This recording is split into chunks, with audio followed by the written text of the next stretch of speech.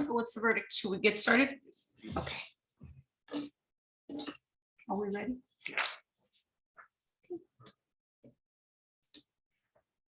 Good evening. It's June 8th. It's 5 o'clock, 5:02.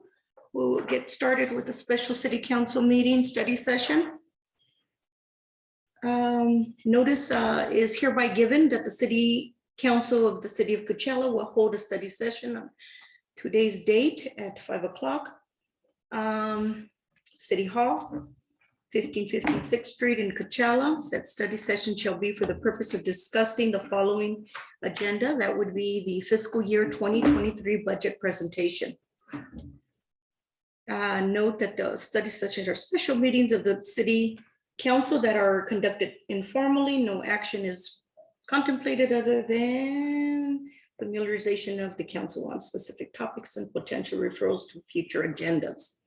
Okay, so pursuant to Assembly Bill 361, along with the governor's state of emergency declaration issued on March 4, 2020, this meeting may be conducted via teleconference. This meeting options will be either in person or via Zoom. If you would like to attend via Zoom, there is a link and the information for the, what do we have?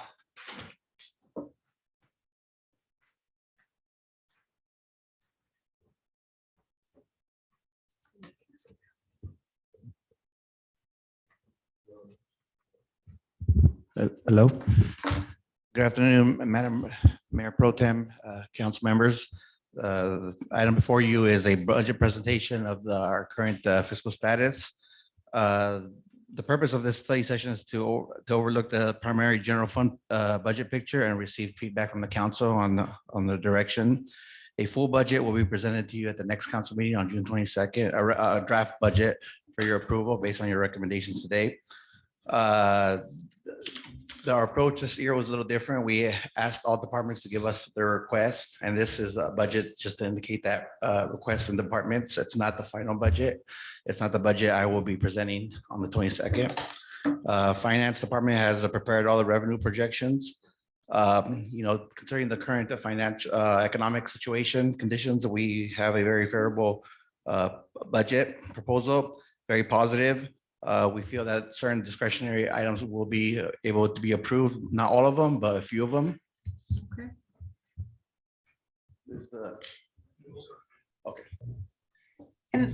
Can I make a request, Gabriel? I'm not able to see you, or if you're showing a presentation, I can't see that either. Could we change the setup so we could see everything? We'll do. Thank you. Now I can Everybody, see can you see it? Yeah, now I can see a presentation and I could see your face. Great, thank you. Perfect.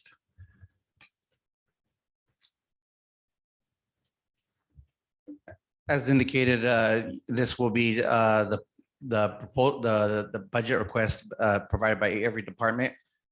Just to reiterate that once more.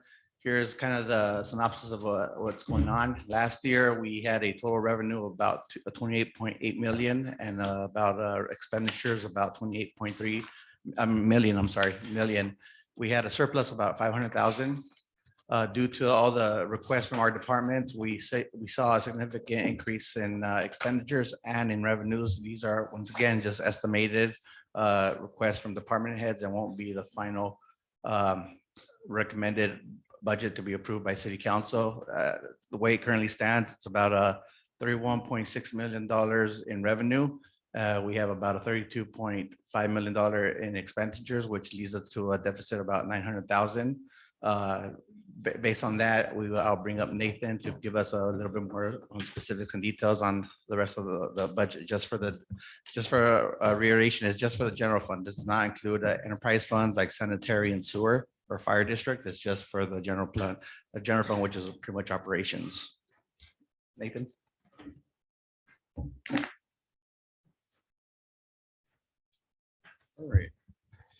Good evening, Mayor Pro Tem and council members, members of the public. All right, I want to kind of go into a little bit more detail, following up on what Dr. Martin said. I do want to kind of just point out the actual numbers. Here, if I get this not right. Good.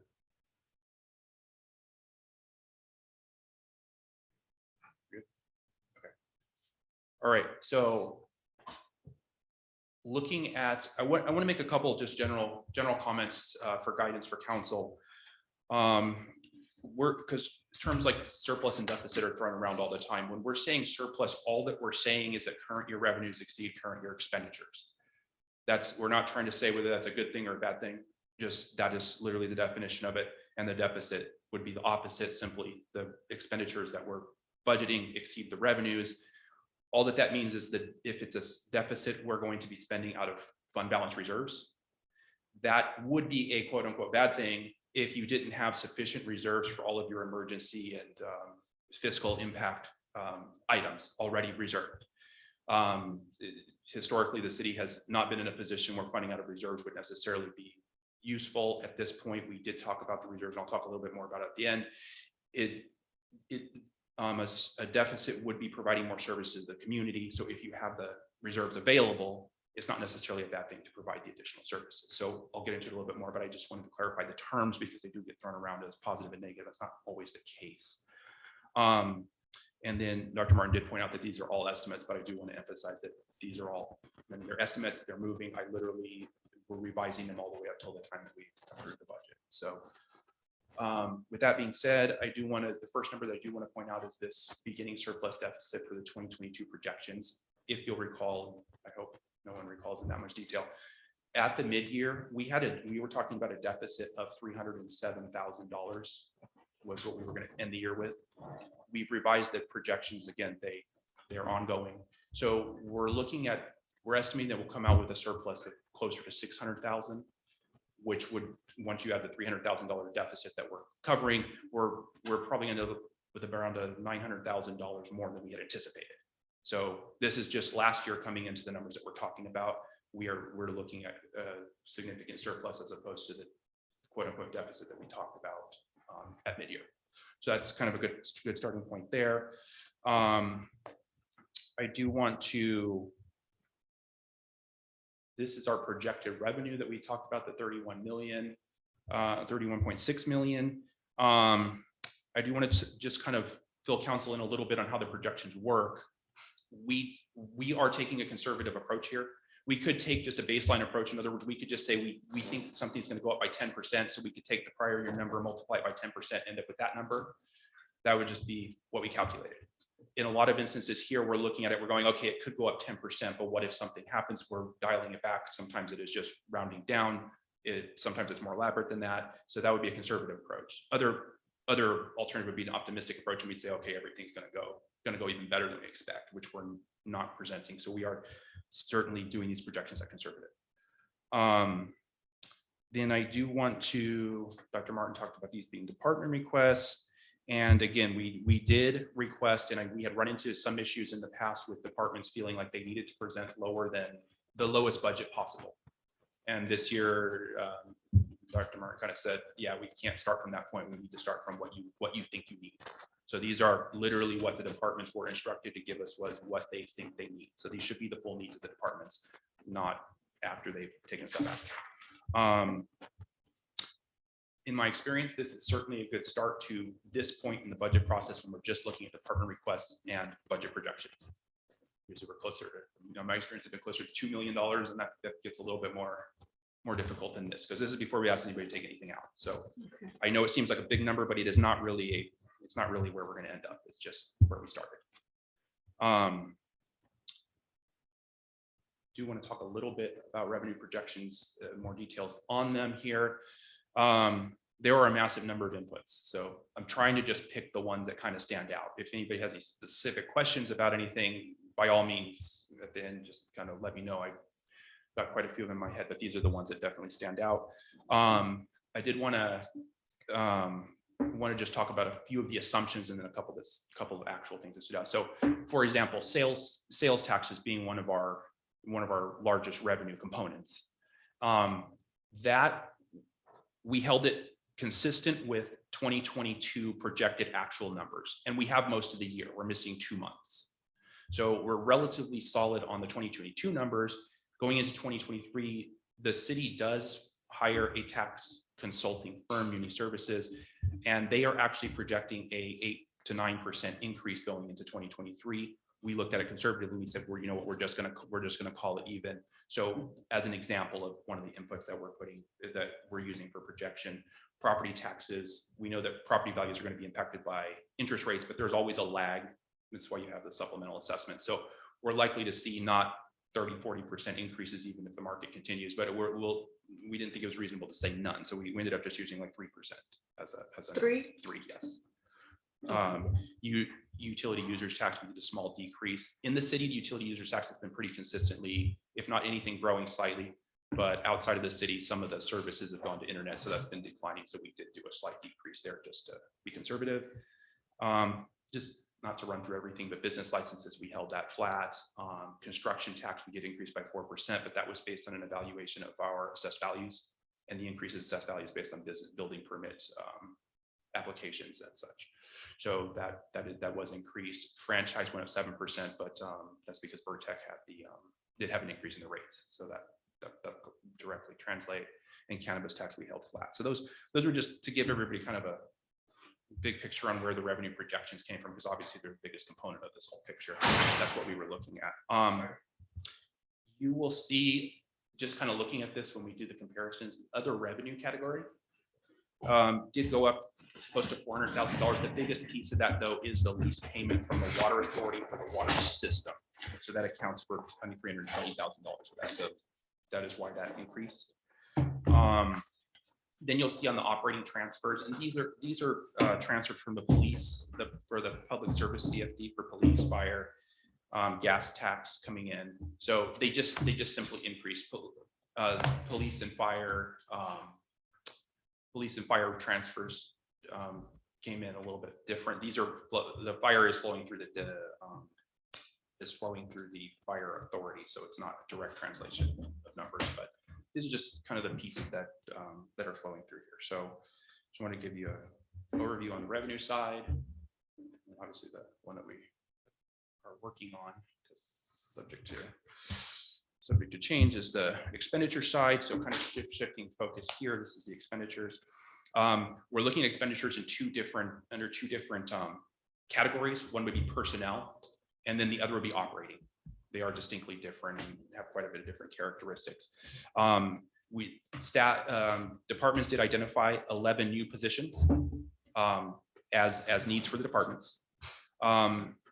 This, I mean, as council is aware and you see over time, this is a unique category in that once you hire someone on, you create the positions. It is not something that you then, it's not a discretionary type of item where you then just go back the next year. So kind of looking at this a little bit more detail, and this is a little bit more sensitive in that it's an ongoing commitment.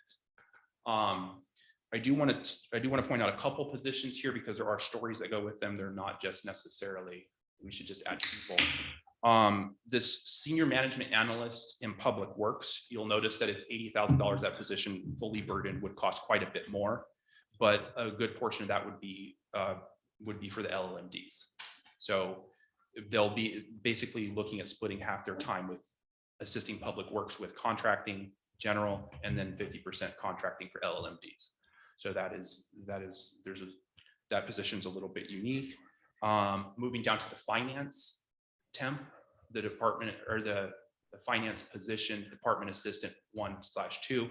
Right now, that position is filled by a temporary worker. Per the MOU that we have with the bargaining unit, we're supposed to convert longstanding temporary positions into permanent positions. And we do need this position. I mean, this is one of the people that sits up front and takes the payments. So the issue that we have, the way that it was written in the MOU, the city could in perpetuity never hire the person. Just they made some grammatical calculation errors in how they worded it. So we don't have to, but at the same time, the intent was to hire the person. So this is a position that we did agree to at least present as a recommendation, but that is why this is here. That is why it is only $12,000, because we would be not having a temporary person that would be offsetting this position. because right now we're paying somebody, so. The senior management analyst for development services, this is also again, a higher paid position. We're not getting as much of savings here, but this would be to replace the cannabis liaison part-time position that was vacated this year. After looking at the program, the growth in the program, the streamlining of the regulations, these types of things, the development services department just needed somebody with a little bit more, education and experience to run this, to be in this position rather than just putting it back out as a part-time person.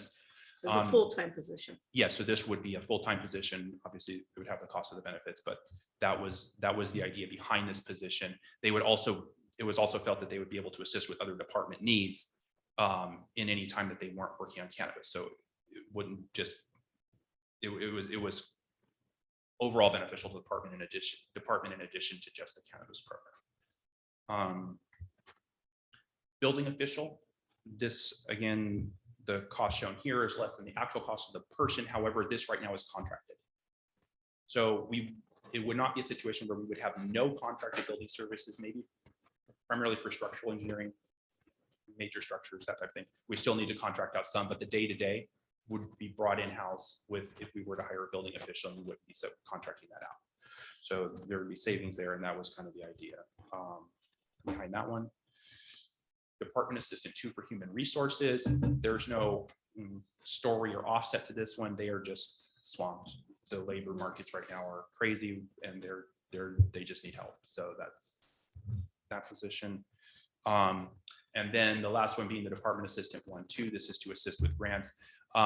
When we talk about grants, we think about just grants, but to have a full understanding of it, we're talking about all the ARPA funds. We're talking about any sort of special revenue type of funds. We're talking about quite a bit of things that the grants manager oversees. And right now she just needs help with these programs. And we do have, this has grown millions of dollars. So those are I'm just hitting on the ones that have more of a story to them than the rest. So that we'll circle back to the total effect, the effect that's having, but those are the positions that were requested in the summary. This is the salary cost, not does this include benefits? This is the burden cost. Okay, Yes. so this would be salary and benefits? Yes, plus whatever savings. So when I'm saying this position costs more, so like, for example, the department assistant in finance would be $91,000. I'm only showing 12 here because we would not have the temporary person, but the fully burdened salary would be the 91,000. But at this point, it would be just an additional 12 Correct. because, okay. Because we On wouldn't top have of the temporary position. How many temp employees do we have? That fluctuates. It depends. So like, for example, right, I'll just use finance as So an example. finance, Yeah, so I have 3 right now that we're working with, but I am missing a finance manager, so that I have a temp person filling in for that. which is And a new position, What's that? which is a new position. Correct. And we are flying that and doing interviews and so on and so forth. So I have that. I also have utilities. Utilities is missing a couple people. We're doing some rearrangement there too. So I do have temporary people for that. So how many in total do you have? Is it 3 or more? In finance? Mhm. It's 3 right now. So that, some departments flex a little bit more, like they have needs. So 1 month they'll have an additional couple people because they need to, if we had a lot of leaks or something in utilities, they'd pull more people in, and then maybe they have less people later. So it does flex a little bit, is all I'm saying. So 3 right now today. We might have 1 more depending on how things are going. So And then those 3 temps are all filling in seats that are vacated that you need to fill, yes. which ones?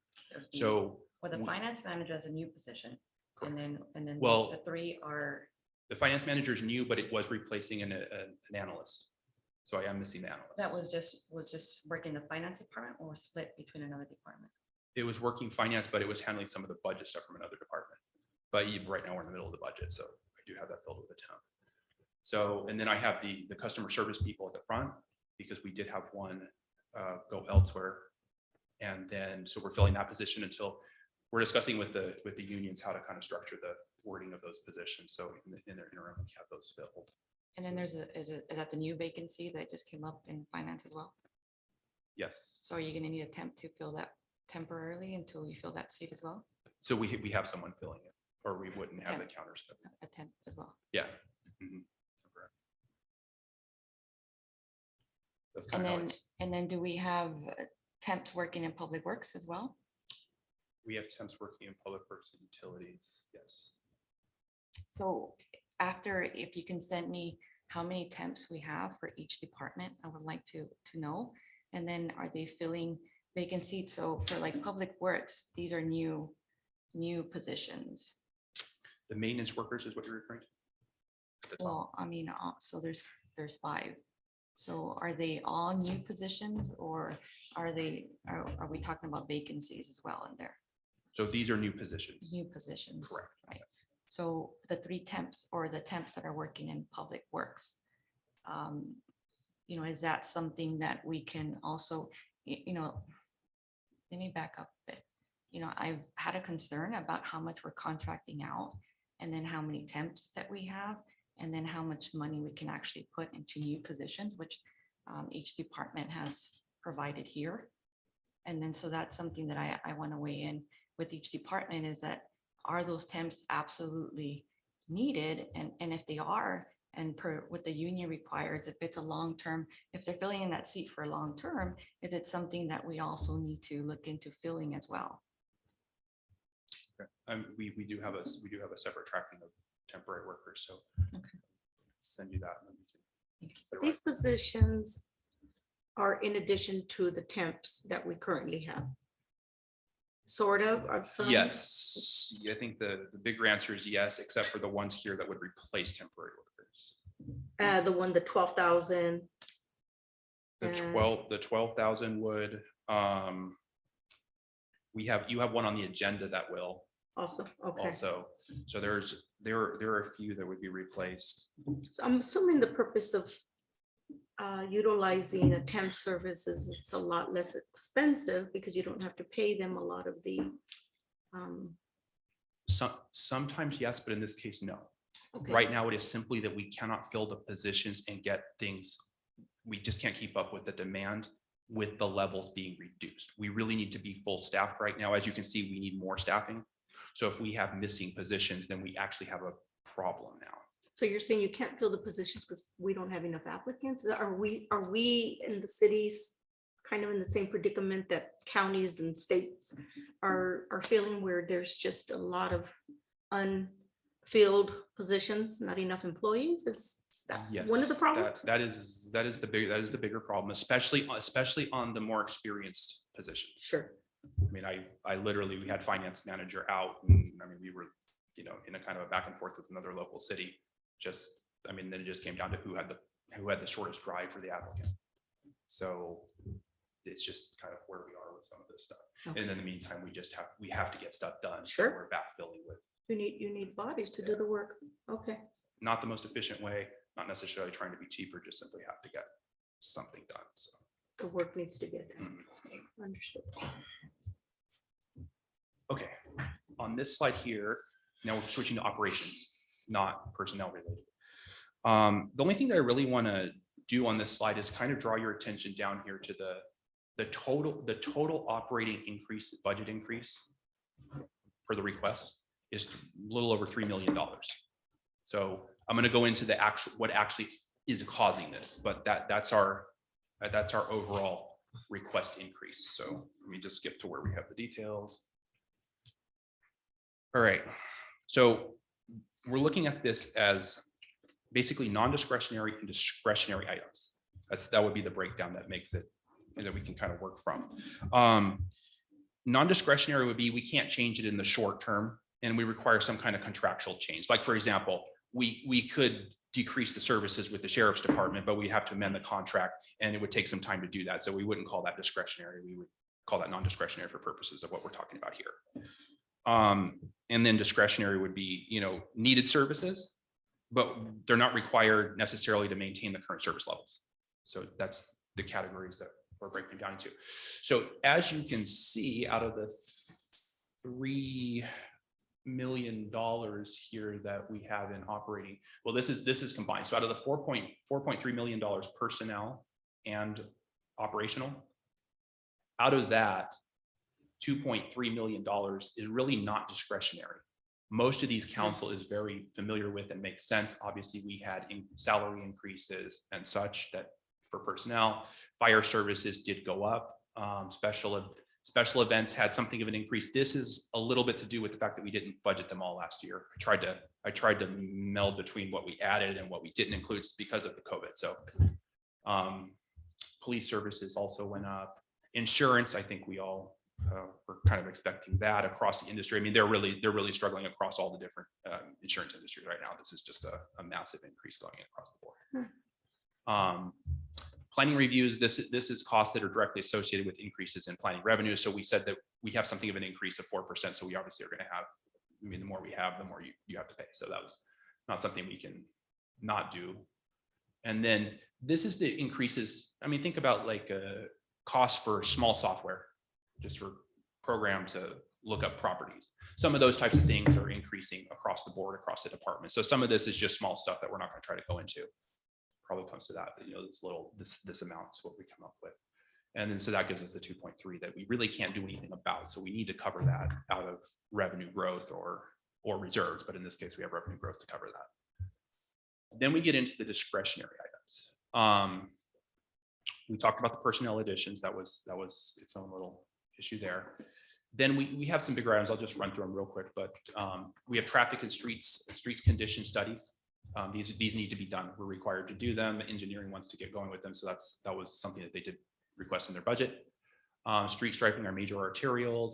And again, the department heads, if you want to get into like the specifics of any of this stuff, department heads can talk more about them. I just got the brief overview of them. So major arterials, we need to do some, I mean, obviously there's some striping that needs to be done.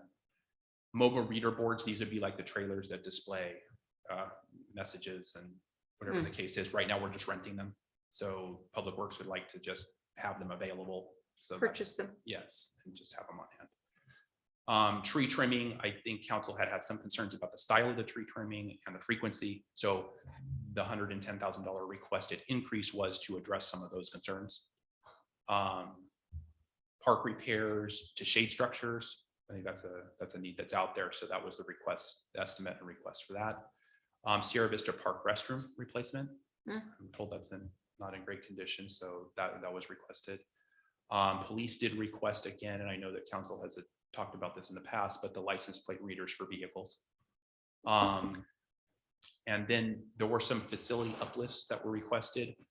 The senior center uplift being, I think, their kitchen and some of their flooring. Some To get renovated, right? Yes. The other one was this facility right here. We'll talk a little bit more about that a little bit later, but that was what the departments put out to us as. Yeah. Here's where I said. Nathan, the license plate readers, when will that come up for a vote? Or So the city manager is going to recommend that those don't go as part of the budget. They go to the public safety committee, and I have it a little bit further on. So that's one going to be, the city manager recommendations are pending your input from today, but that is one of the things that he doesn't want to see necessarily go through this route and just kind of get stamped as approved without going through the proper channels. yeah, that was going to be my follow-up question. We need further conversation. I have a lot of concern over adding those to our cities, given that we already have cameras that they can access through the DMV. And so I wouldn't be supportive of adding license plate readers to our city. I know that they're all over the county already. I go to a lot of cities and everyone celebrates them, and I'm not a fan of them. So I just want to make sure I get concerned over it. So look for it to come up as a discussion so that we can have a further conversation in the dais. I think none of that's been approved, by the way. Yeah, but that's what I'm asking.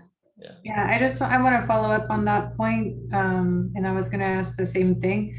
We actually did have an item on that topic come before council, and council voted against it. I think it was 5-0 or maybe 4-1. So I'm pretty sure that we shouldn't include that in our budget since we've already rejected it. It might come up again in public safety committee. It has come up one time in the last couple of meetings, but it hasn't been advanced again to council for approval. I don't foresee that happening in the near future since we've already rejected it. So I don't think it should be included in our budget. And I'd also like to know, Nathan, are you going to explain in more detail what is the proposed increase for police services? As far as the actual details, I mean, I was just looking at the increases here for the contract. If we want to talk more about like the specifics of the contract and the rates and all that sort of stuff, I didn't have that anticipated as part of this study session item, so I'm not. So at this point, it sounds to me like it's gonna route itself through the Public Safety Committee. They'll give us a recommendation and the council to vote on it. Yeah. So, For the and cameras. I think That's about, where we all stand Yeah, on that. we didn't vote on it. We didn't vote on it. It was It was tabled. tabled. I wanted to vote against it. Right. But I think that I think there was a lot of worries. that there was concern still. Some folks were still in support or neutral. We didn't know. And so, but I wanted to vote against it at the moment, but there wasn't enough votes at the moment. We tabled it. I think this still needs pending conversation. Actually, it wasn't Yeah, tabled. that's a good- Recommended Get kicked back to the public safety. Yeah. So that's where. It was same difference. And the only reason it was included at all for the purposes of this study session Yeah. was so that you could see what was requested. Got it. It will not be Understood. it will not be. thank you. And thank you, Councilmember Galarza, for that clarification. You're right, my bad. With regard to the police budget, though, I would like to see that in further detail. If you're not prepared to present that today, I'd like to see it presented at another meeting or at a study session, because I've raised concerns the last 2 fiscal years about increased police budget, and we haven't taken one action to reinvest or reassign any of those funds in different ways. We also don't have the police, the public safety study that I've requested and that we've begun. I think we approved at the council level. It hasn't occurred yet. And so to continue blindly approving the police public safety increases, I'm not prepared to do that unless we have more information that justifies it.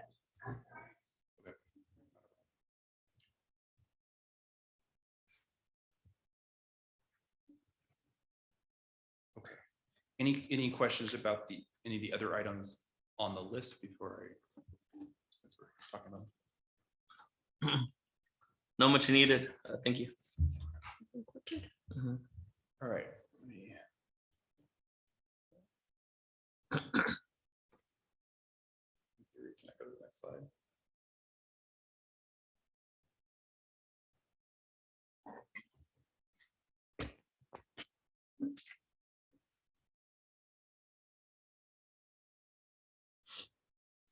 All right.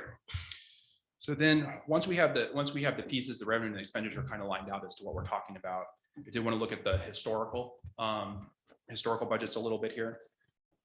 You will see that. Okay, I guess, okay.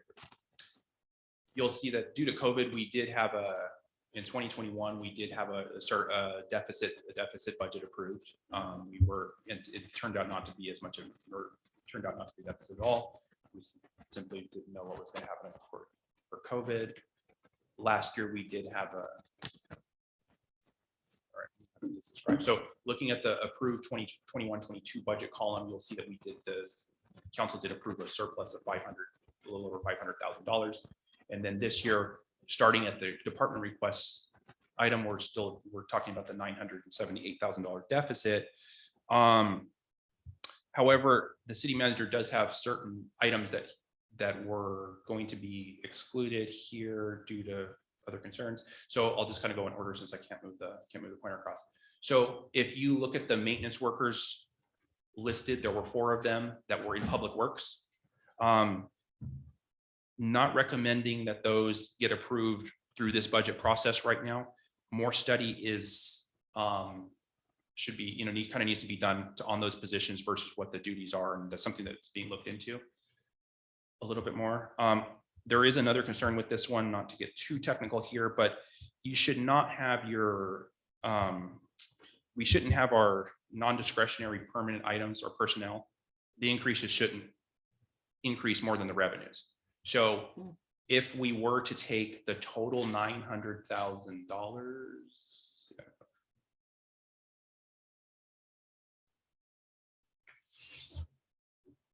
you'll see right here that revenue increases is 2.7. So we wouldn't want to. This is 2.3. That's our non-discretionary. we wouldn't want to then go add another $1 million to that, because then we would be at 3.2-ish, which would outstrip our revenue growth. And then we'd be locked into outstripping our revenue growth. So we don't necessarily want to add all the positions, and those positions are the ones that were, kind of identified as further analysis needed. So those, leaving those positions out, the other one being the license plate reader that we had just talked about. And then the city hall facility uplift was also identified as something that probably shouldn't be recommended right now, just because we have the civic center project on the books, and there are some grant funding opportunities that would, in this location. So just wasn't the time. So right now, as it stands with department requests and preliminary look from city manager, we're at a deficit of a little under $200,000. So when would you bring those back? In 2023? Which ones? Those that you're discussing that we should The four. include them now, those four. at Oh, the bottom, these four. The request reductions.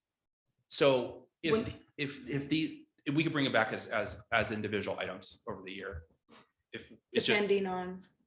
depending on what growth or- the analysis, just once we get them fully analyzing what the need is. Understood. So that's just basically where we're at with it. Plus it wouldn't really want to recommend outstripping the revenues right now anyway. So that was the odd, the rest of them are all discounted positions, the ones that recommending keeping. It would not make sense, for example, to cut the $12,000 temporary to full-time position that the unions are expecting, because we would get no savings out of it either. So these kind of strategically picked, but we do need to reduce the overall payroll increase per new positions to a manageable level. So both considerations are kind of sort of flowing through there. So that's kind of where this is kind of the starting point, and this is where council direction would be taken into account. I mean, there's no point in the city manager walking in and proposing a huge surplus because he cut all the items off the list, when council's clearly wants the items done and doesn't really care if there's, if expenditures are made, or once the expenditures made. So we're trying to get some input before we propose something that's not what you need. And I wonder real quick, I know the license plate reader says it's one-time expenditure, but I remember the presentation included some annual cost, whether it was subscription or I forget what it was, but there was a cost per camera to buy. And then there was a cost for an annual thing. I don't know if it's to mention. And they just put this in the budget as 180. Okay. I do recall that there was some, but I don't know what it does. Yeah, I mean, I don't remember by detail either, but I do remember there was a one-time cost and then an annual cost that would have to add on to our, annual budget. So The city hall facility uplift. What does that detail?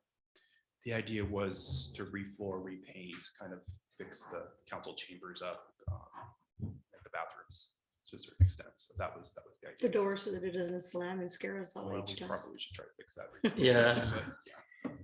And then the planning manager. The planning, so the idea with the planning manager, there is a senior planner position still vacant right now. Mhm. So given the constraints on the budget, we wanted to fill that position first, see what the need still is, and then evaluate from there. Mhm. It would be kind of, because that person would be directly correlated to the manager. So we just wanted to take that approach before we just add 2 new positions and fill them and then don't have the need.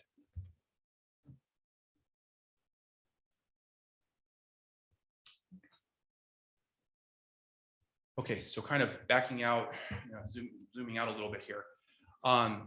I think to this discussion, I mean, if we're talking about deficits, it is very difficult to make any decision about deficits or surpluses when you don't know where the fund balance is.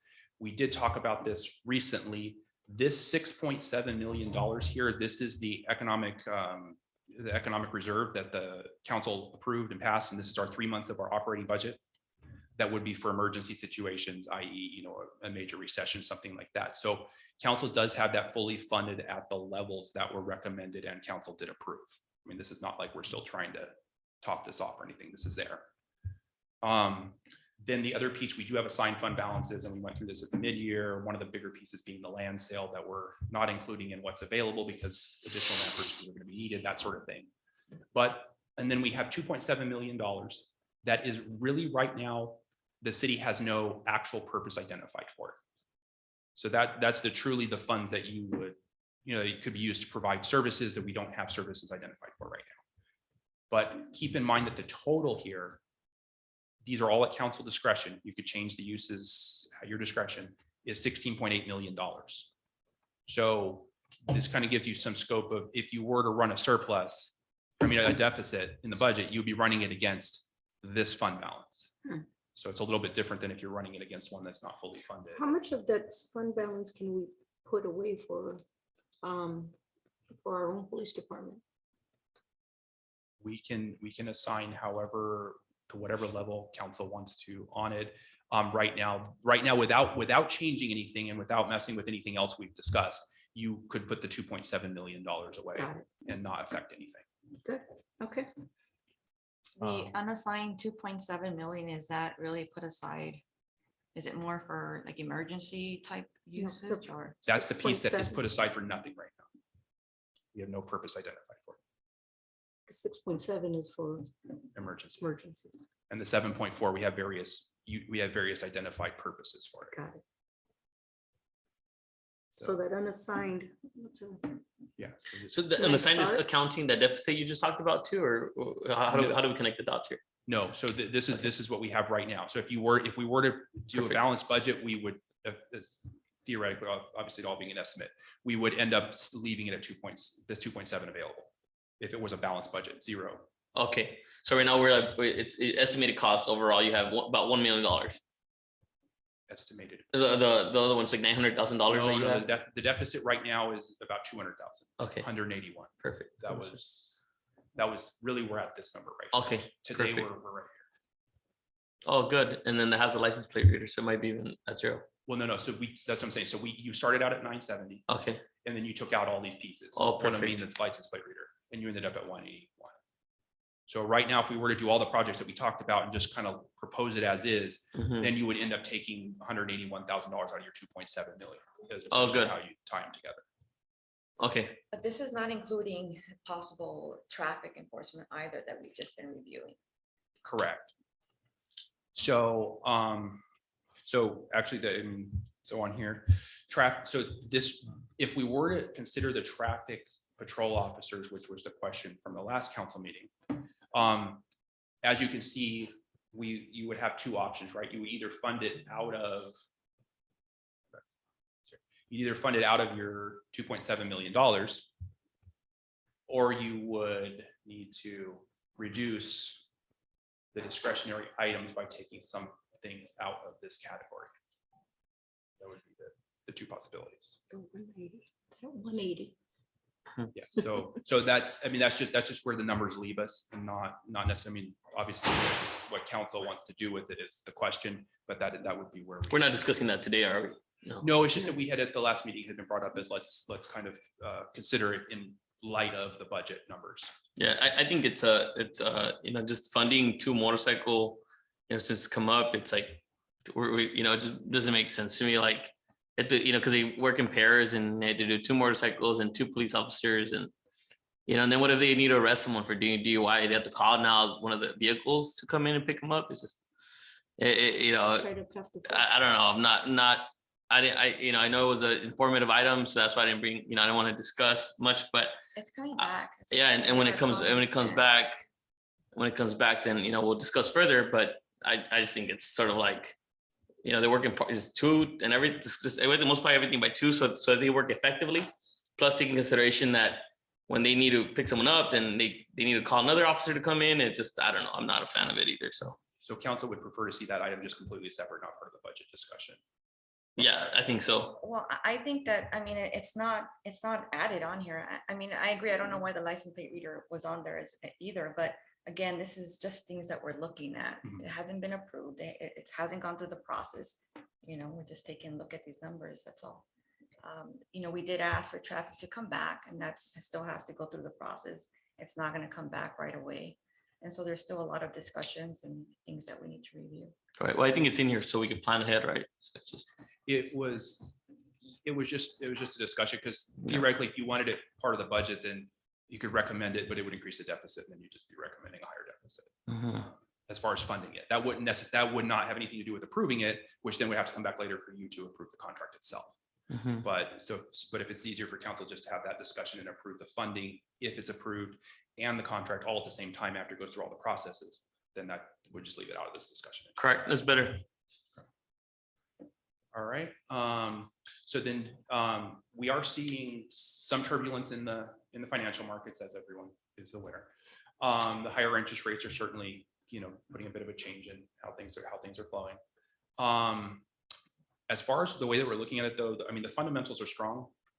And keep in mind, we're kind of taking a flat budget approach. So it's not like we're anticipating any huge increases or anything. So we're just not seeing a huge potential for like a huge and immediate slowdown. I mean, keep in mind, we're only talking about 1 year here.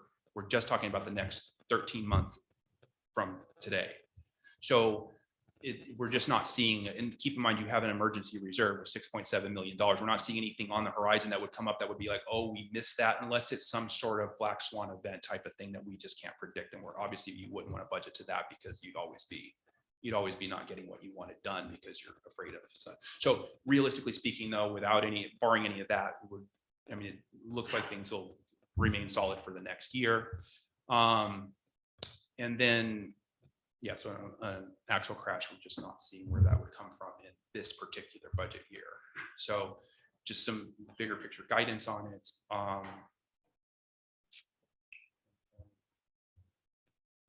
We kind of had discussion as we went along, but then any general discussion, overall surplus, deficit spending, the project or the request list, just any other feedback from council, so that we kind of sort of know the direction to take. Council? I asked throughout the presentation. Thank you, Nathan.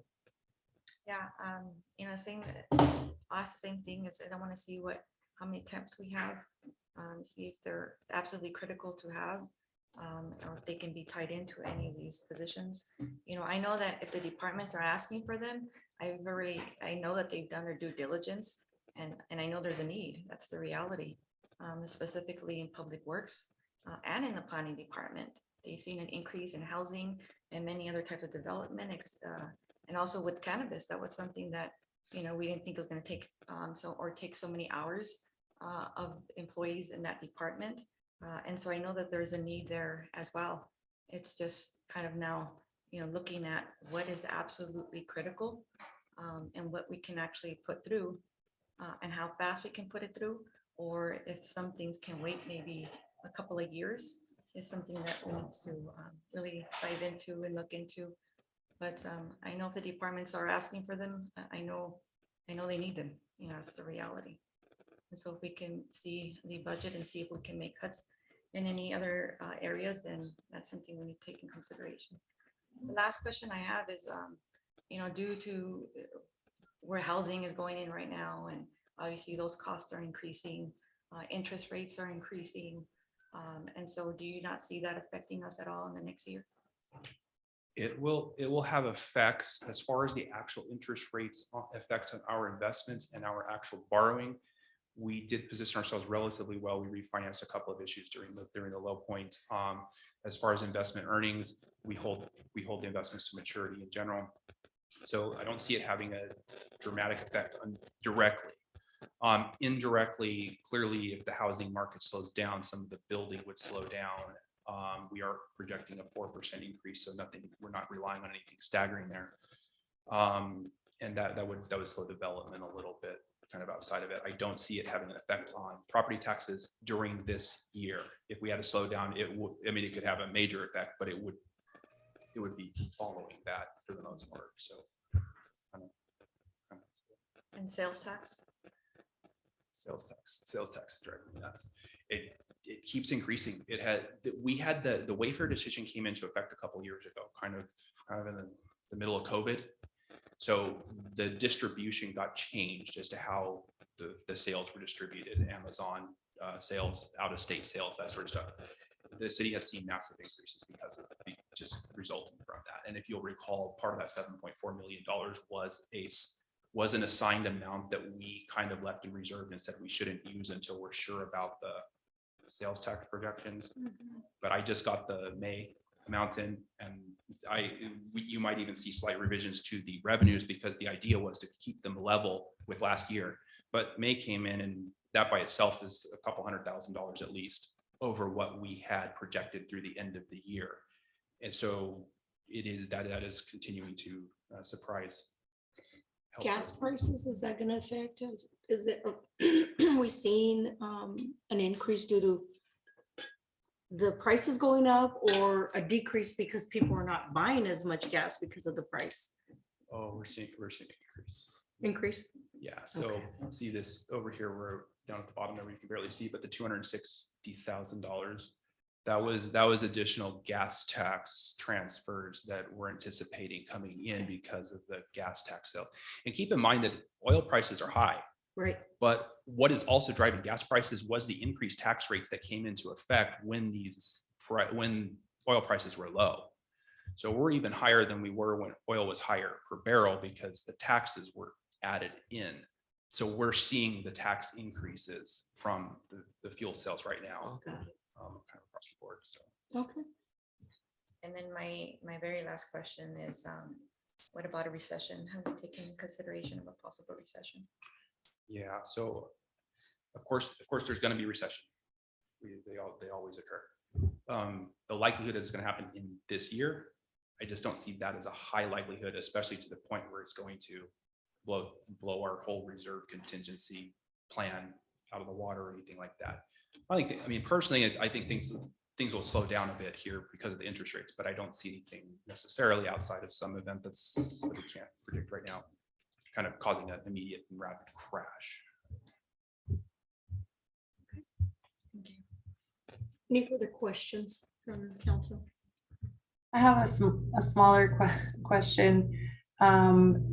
And I don't think you cover this, but just to make sure, do you have the numbers to let us understand what impact our changes to the street sweeping have had on the budget? There were concerns about that. I didn't really have too many concerns, but we increased the street sweeping and also reduced the fees. Do you have with you that information, or could you provide it? Yeah, let me provide it because it wouldn't be enough to just say, well, street sweeping last year and this year because it happened in the middle of the year. We kind of need to like piece out when the changes took effect in order for you to see what's happening. So let me look into that. I mean, obviously we came up with a projection based on those changes, but to get you a comparison, I need to actually pull it up. So. Okay, if you could send it by email, that would be fine. Thank you. So I don't know. So if there are no other questions, we'll take the information provided. We'll bring city manager will bring back a proposed budget at next council meeting, and then council can either approve or amend and approve as amended at that point. So Okay. Thank you, Nathan. Thank you. At this point, it's 5:55. We will end the study session. We got about 5 minutes before the regular meeting occurs. Okay, so 5 minutes, take a quick break.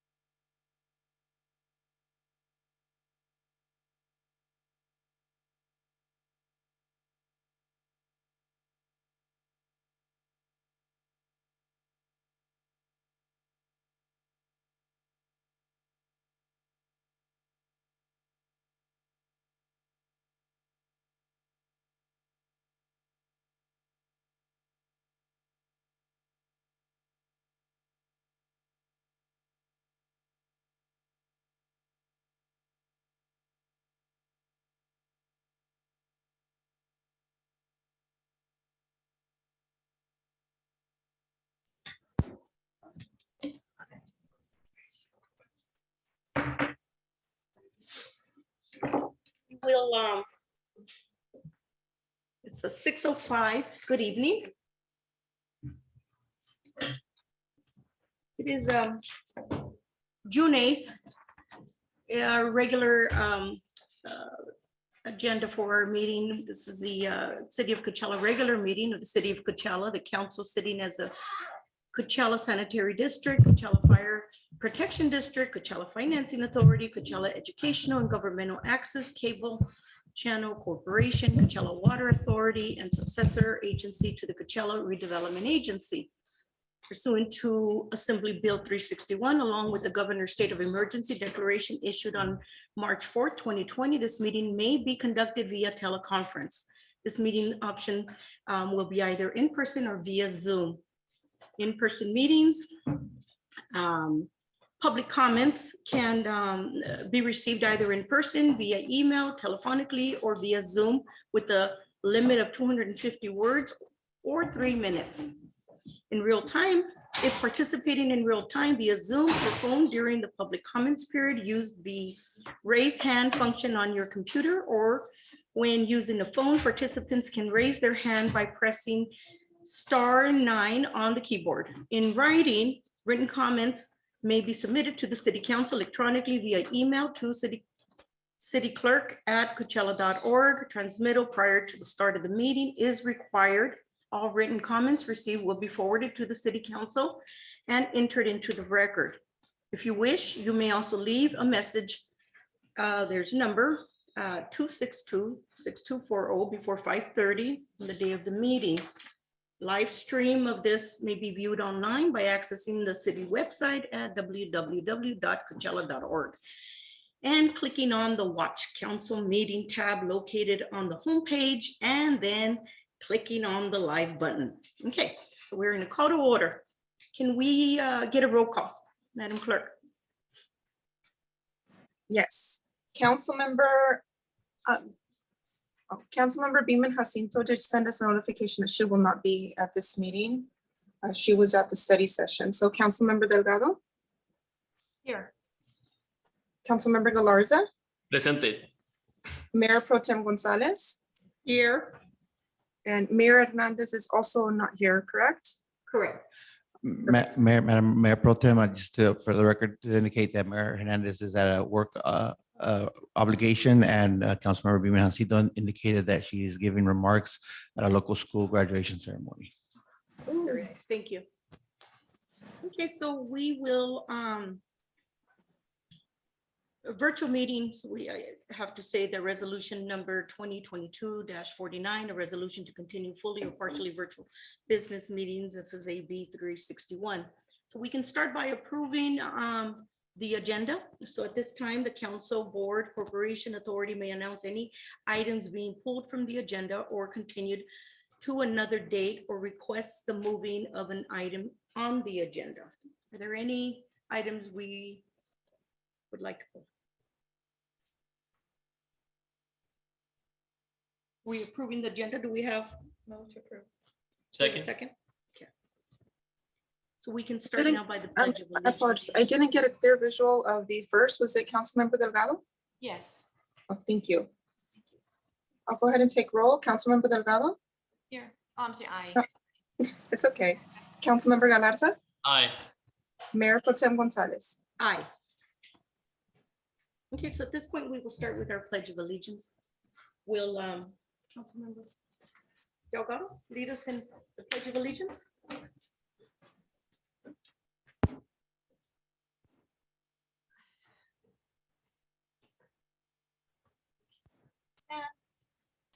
I pledge allegiance to the flag of the United States of America and to the republic for which it stands, one nation, under God, indivisible, with liberty and justice for all.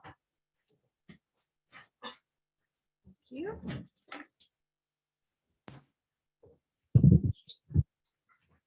So we have a proclamation presentation. And the first one, it's a huge deal. We have Jocelyn Camarillo.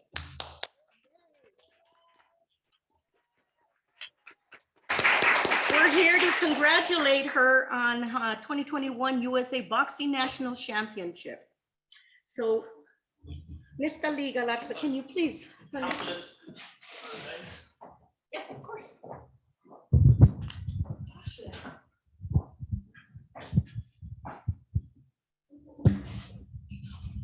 So we're here. One. So we're here to celebrate Justin Camarillo. Before we read the proclamation, I also want to invite Mr. Lee Espinosa to come up and say a few words. I like to bug him and just go to the gym. I every time I go, I say I'm going to stay and work out. But it's a thought. I started with the thought, maybe next time I go, I work out.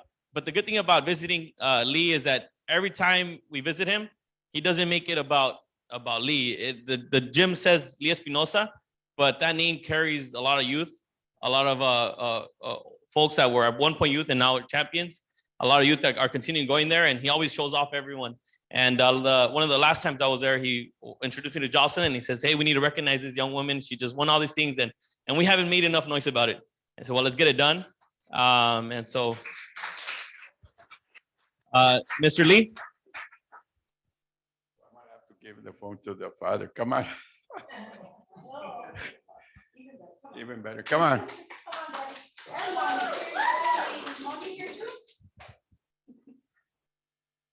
Well, the boxing club is not only boxing, you know, I wanted to recognize, I want you guys to recognize that through,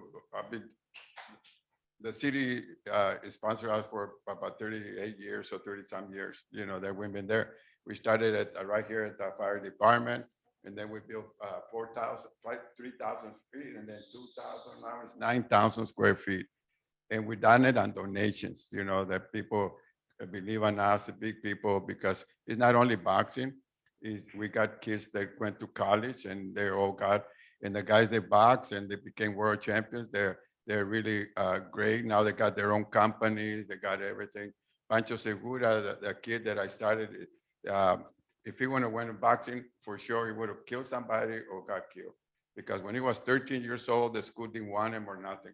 And he fought twice for the world title. Now he got his own company and electrician.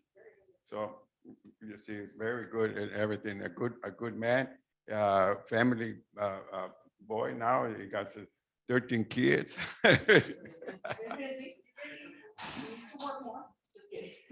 Jocelyn, come on, the main girl, come on, Jocelyn, because you're gonna talk because.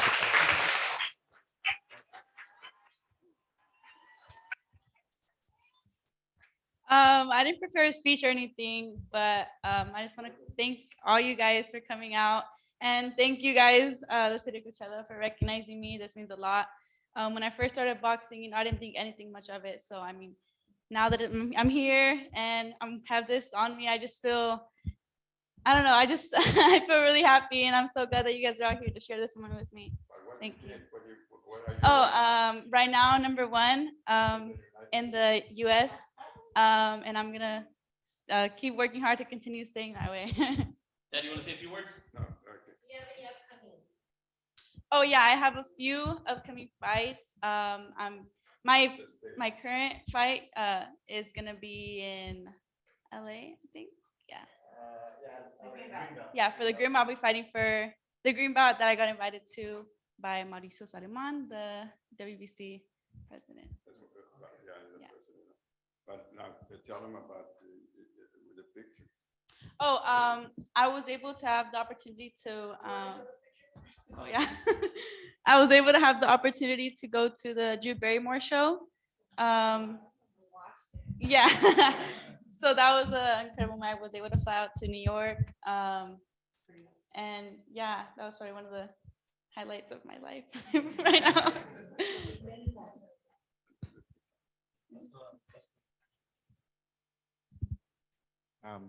Again, I didn't prepare a speech either, but but I'm just so proud of my daughter. She's as a woman, she's becoming a great person, and also, you know, winning championships. I started. I learned together. Lee taught me how to train, how to do all this stuff, and now we're out there creating champions and living memorable moments. And I love it. I'm here for the whole journey, so I love you. And let's read the proclamation. From there you go. Whereas on December 11, 2021, in Shreveport, Louisiana, Jocelyn Camarillo won the 2021 USA Boxing National Champion in 48 kilos, which are 105 pounds. We're the only country that uses pounds. Weight class. The 17-year-old champion from Indio, but trains in Coachella, is excelling in the sport of boxing with just 3 years of experience. Whereas once Jocelyn reached the final, she admits that she was nervous before the match. She kept her mind sharp and relied on her countless hours of training to bring home the belt. And whereas every boxer needs a great trainer, and Jocelyn found the right coach in her father, Valente Camarillo. Valente has his worries like many parents, but they fade away when he sees his daughter's joy. Being able to train and spend time with his daughter is something Valente and the Camarillo family enjoy the most. Whereas Jocelyn Camarillo has experience in soccer, however, she started gravitating towards the sport of boxing after the need to find something different. She said, it was just an amazing feeling. That's when I knew that this was definitely for me, she remembered. Whereas Jocelyn's goals include a successful boxing career, attending college, and inspiring young women and girls who also love boxing. Now, therefore, I, Stephen Hernandez, the mayor of Coachella, City of Coachella, I'm Neftali, but the mayor usually reads these. By the power vested in me, do hereby congratulate Jocelyn Camarillo for winning the 2021 USA Boxing National Championship in 48 kilos weight class, and urge all citizens of the city of Coachella to join me in honoring her dedicated achievement. Thank you so much for being here, and congratulations. A picture. Mom, we're do you want to say a few words? Come on, daddy and daughter were not prepared here. They did amazing. You're part of this. Well, I want to thank everybody that was able to make it out here, because I know everybody has a lot of things going on of their own.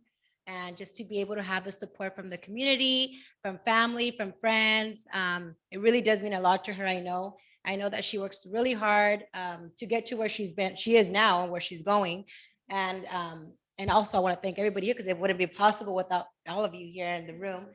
And also want to thank, just everybody in general, honestly, because obviously we need everybody's, support and leave for opening the gym up for us every day and helping us train her and get her to where she is now. Because in reality, like my husband said, he did start from knowing nothing, and he showed him everything he knows.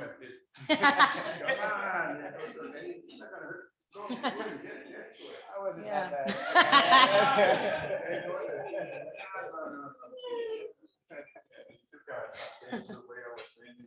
He's becoming a great trainer. I told him yesterday, wow, because he got another kid that's the other son is gonna be incredible.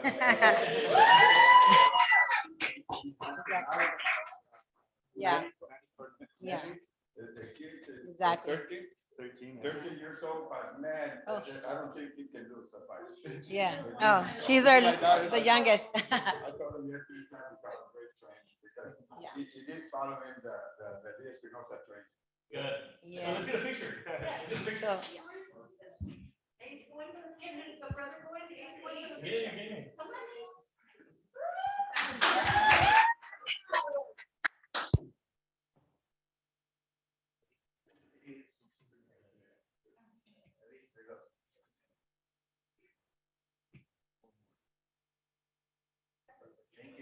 Everyone else is doing now, let's get a picture of all of you.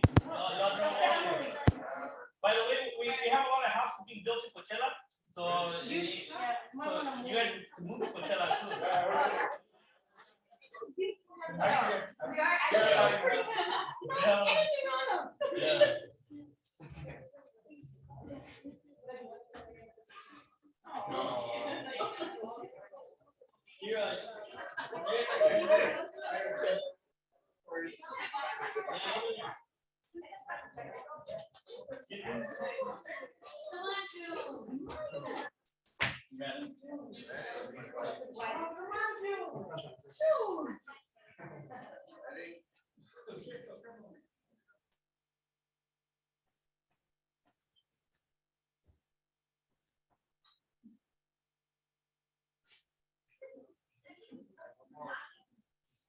Thank you.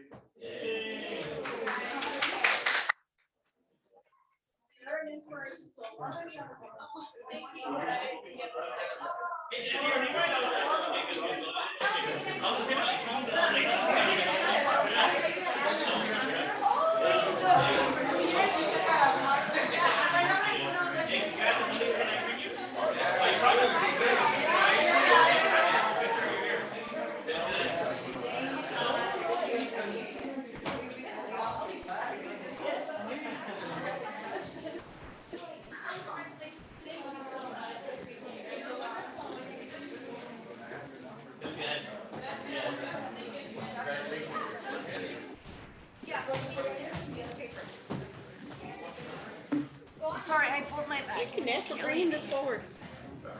Oh, yeah, it's really bad.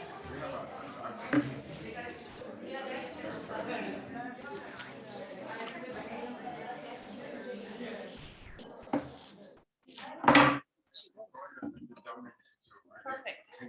Oh, yes.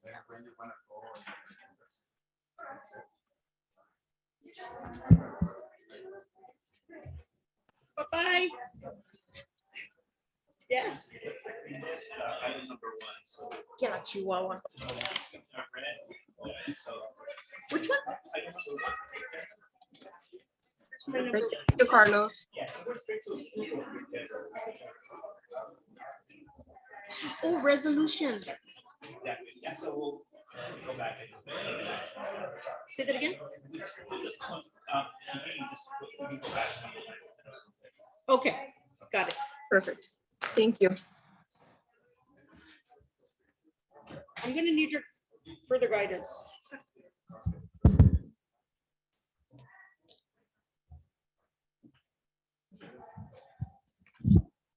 Okay.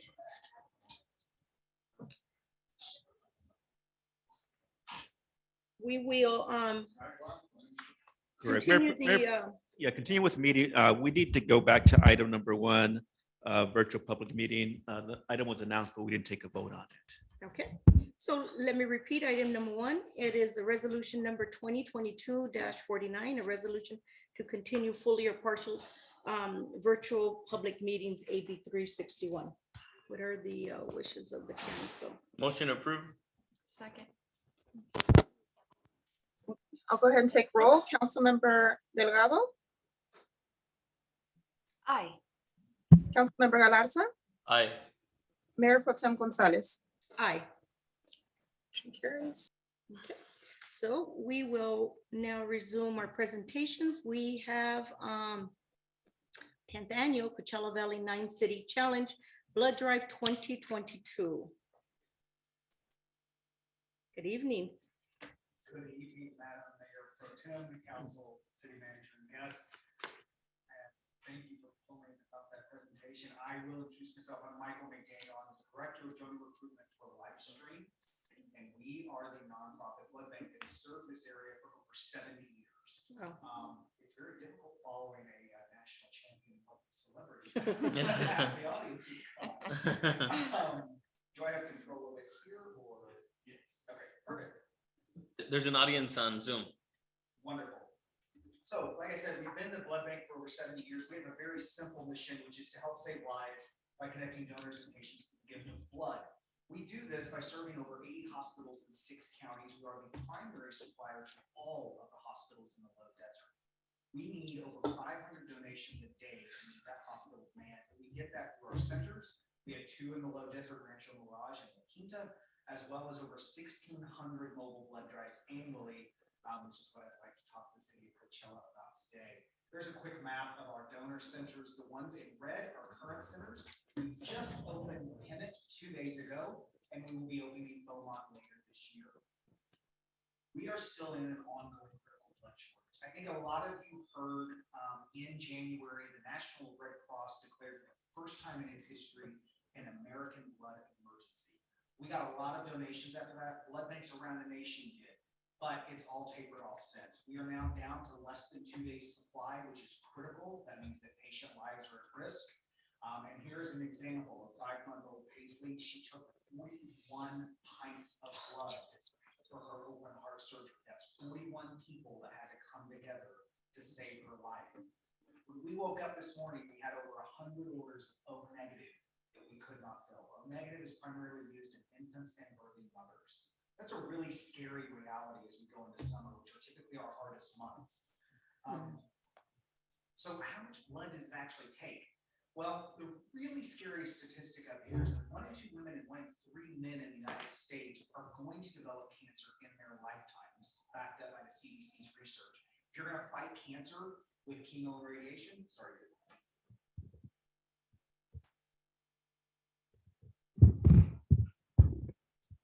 That's fine.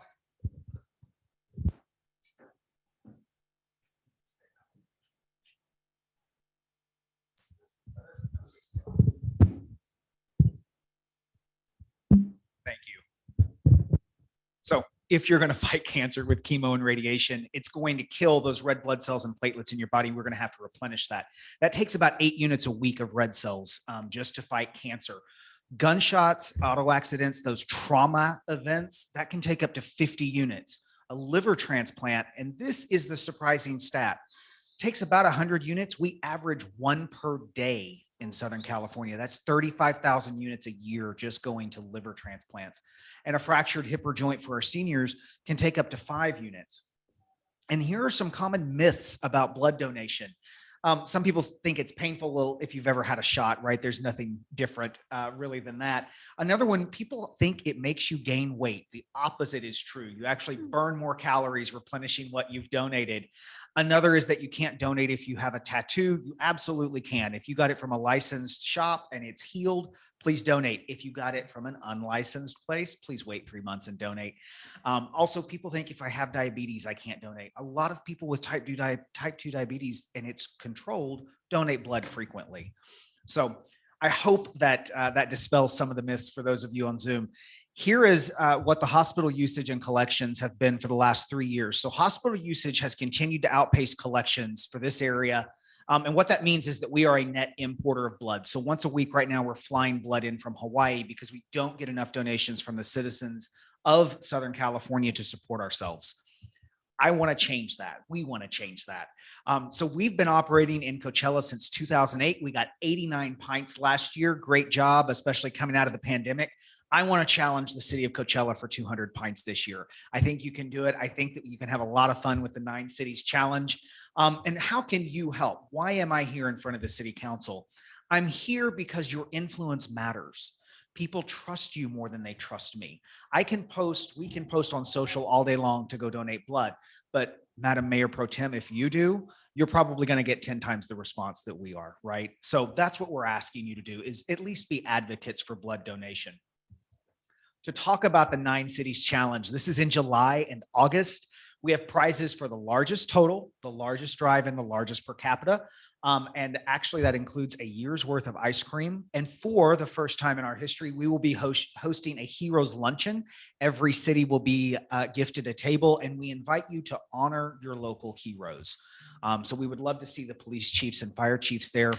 I would be remiss if I didn't mention we have Fearless Fighters going on right now, which is a friendly competition between our fire and police departments. And I would love to see the city help us influence and compete there. That's going on in June and July.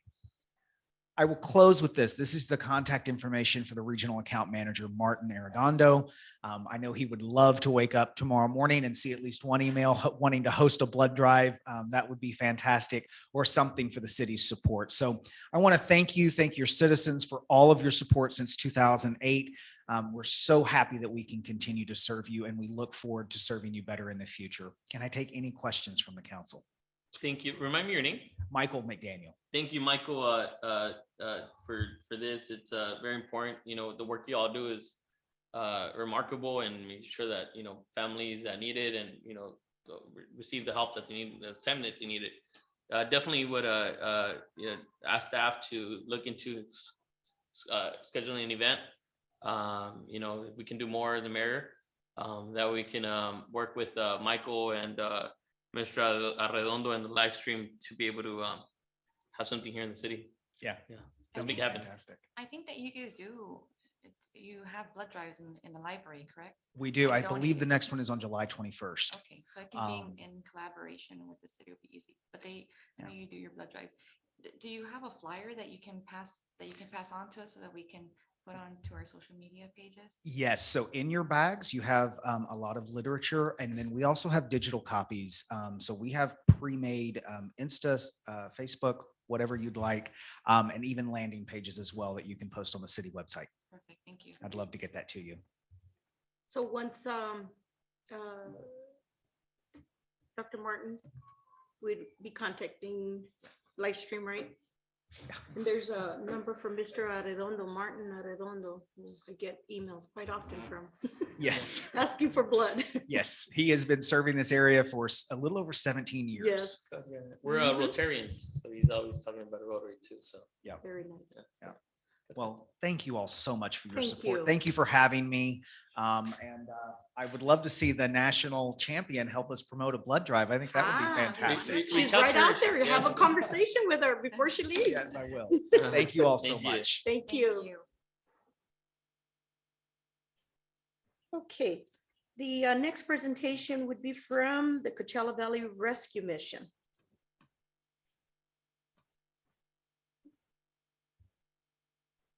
Madam Mayor Pro Tem and the rest of the city council, good evening.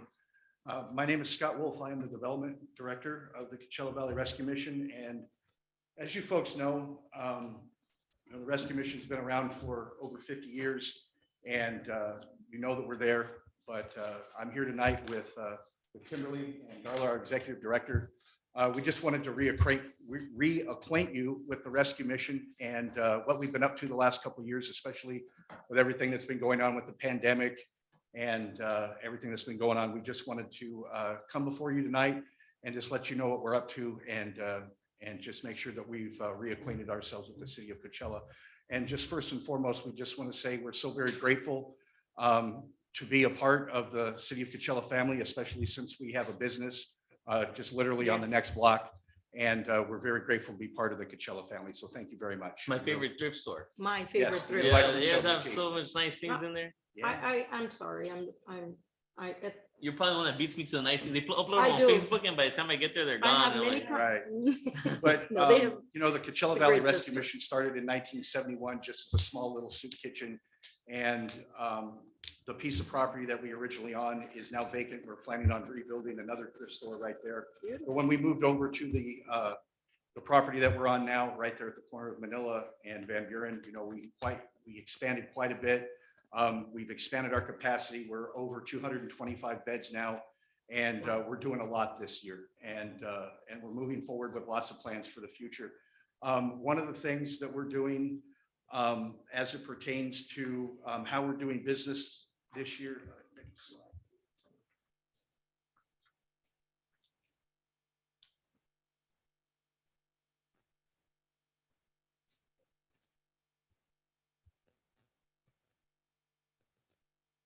There we go. New change for the Coachella Valley Rescue Mission. We're actually out in the streets meeting the need, right where the need is greater. We have a full-time outreach team right now that's stretching from Banning to Blythe and everywhere in between. We're making stops in Coachella at least once a week. We're providing access to showers, water, food, and toiletries, of course, hygiene items and everything. There's a good example of one of our outreach trucks. We're also giving the people that we encounter on the streets access to so many other resources, like housing resources, access to our shelter and whatnot. So we're actually right there out in the street meeting that need. And that's a great thing. Of course, we have our emergency shelter as well that has a 70-bed capacity that basically finds out who you are, where you've been, where you come from, and we start case management from day one, folks. We're not a revolving door shelter. So we're doing everything we can to keep people safe, keep them off the streets, and make sure that they get the help that they need from day one. So that's what we're doing. We have 2 full-time programs as well, residential programs. The Gateway program is our secular program. We have 64 beds and 30 beds respectively in the male and female dorms. Our long-term programs do everything from job skills training to counseling, AA, NA, CODA, counseling support groups. We're doing everything that we can to give everybody the opportunity to get all the resources they can to get a hand up instead of a handout. And that's what it's all about, finishing. And of course, we have our New Life program, which is our faith-based program, which is really a wonderful thing to see when you see people that are able to rehabilitate not only their own lives, but also their spiritual lives as well. So it's a great thing. Of course, we have our women and family shelter as well. We have 7 rooms in our family shelter. One of our priorities at the Coachella Valley Rescue Mission, of course, folks, is that we never want to leave mom and kids out on the streets for any reason. So we do everything we can to make sure that they're safe, happy, and healthy while they're with us. They have their individual rooms. While mom is in our program, we do everything we can to make sure that she has all the resources to make sure that her kids are very well taken care of. And we're very proud of that fact. And of course, like we mentioned before, the New Life Resale Boutique is right here on the next block. It has been a fixture for many years in the Coachella Valley, but not only is it a place where you can acquire gently used goods at bargain prices, but it's also a great place for our clients who are in our long-term programs to get valuable job skills. That's part of our flagship program, not only with our catering company that we have, but also with the New Life Resale Boutique. So it serves a triple purpose. And we're very grateful that that store is in the city of Coachella. So thank you very much. Of course, our food service is a hallmark at the Rescue Mission. We serve over 300,000 meals a year. We also have Mission Catering, which is part of the job skills training program, which allows our clients to learn what's going on in the food service industry. They can get their food handlers cards, their Serve Safe certifications, and they have all the skills that they need to be hired. And it's been very successful. As you know, this is a hospitality-based valley as it pertains to the industry. So we've had a lot of success hiring clients into the hospitality industry out of the Mission Catering program. We also have a non-emergency medical clinic on site. I didn't know if you folks knew that, but we are partnering with the SAC Health System that provides not only emergency medical care, but also social work, drug and alcohol counseling, et cetera, et cetera. So that's really great. What I'd like to do now is play for you just a really short video, just a little overview about the mission. So.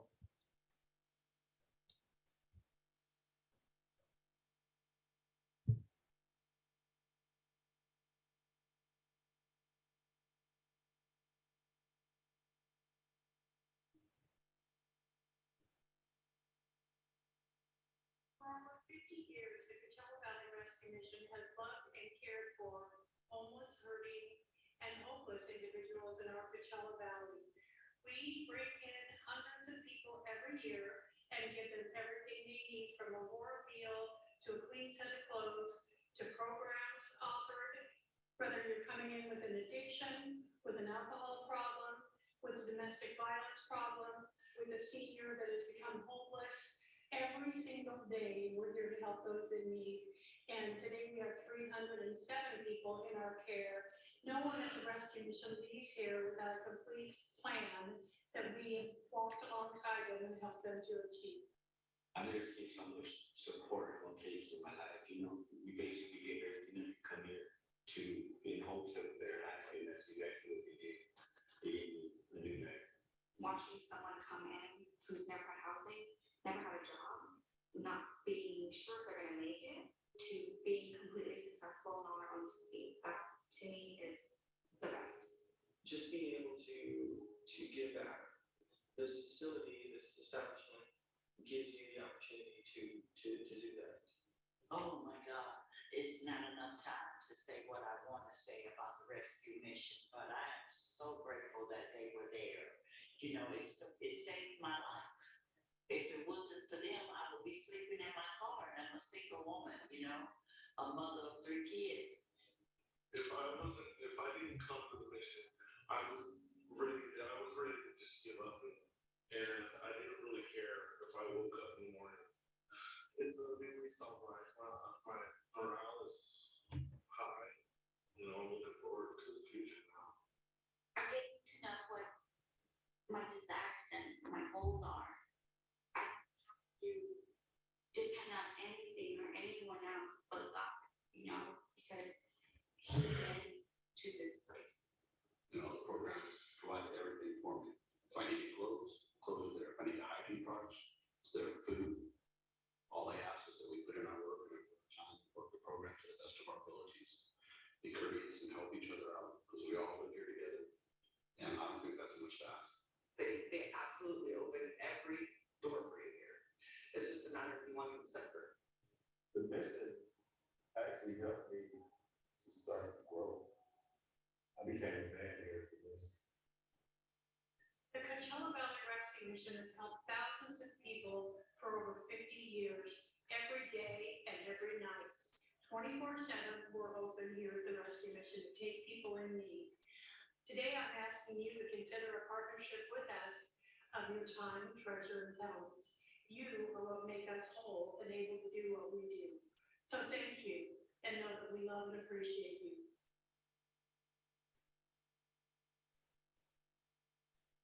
So thank you for allowing us to share the video. I hope that was as impactful for you as it was for us when we actually made that video. But specifically about the city of Coachella, folks, Madam Mayor Pro Tem and City Council, just know that in the space during the pandemic, 2021 and 2022, unduplicated clients that self-reported from the city of Coachella was over 125. We provide hundreds and hundreds of food boxes to members of the Coachella community every single week, month. It just goes on and on and on. Even with things like our backpack drive, our toy giveaway, the self-reporting from the city of Coachella is astronomical, and we are just so grateful to be able to be there to help the citizens of your city and be partners with you, and we really do appreciate that. But we are struggling just like every other organization and every other company. We have weathered the storm, and it looks like we're starting to get out of that storm, but we're still struggling. And we're just here today to let you know that we're here. We're here to serve. We're grateful that we're here, but we ask that the city of Coachella come alongside us as we continue to serve here in the Valley. So with that said, I just want to say thank you, but I want to bring up Darla and Kimberly real quick. I just want to make sure that we avail ourselves, Darla and Kimberly avail themselves for some questions that you might have. Hi. Hello. Hi, Darla. Hi, everybody. So thank you for having us. We're so glad to be here. And so Esther, that runs the store, was, and I don't think she would mind if I share this because she's done work for us before on videos, but she was once a client at the Rescue Mission. And a police officer. She is now, grown so much, but I'm like, why didn't we bring Esther? I don't know why we didn't bring her. She lives in Coachella. And but we're just so glad to be here. And we haven't connected with you in a while, and we're trying to really reconnect with all the cities.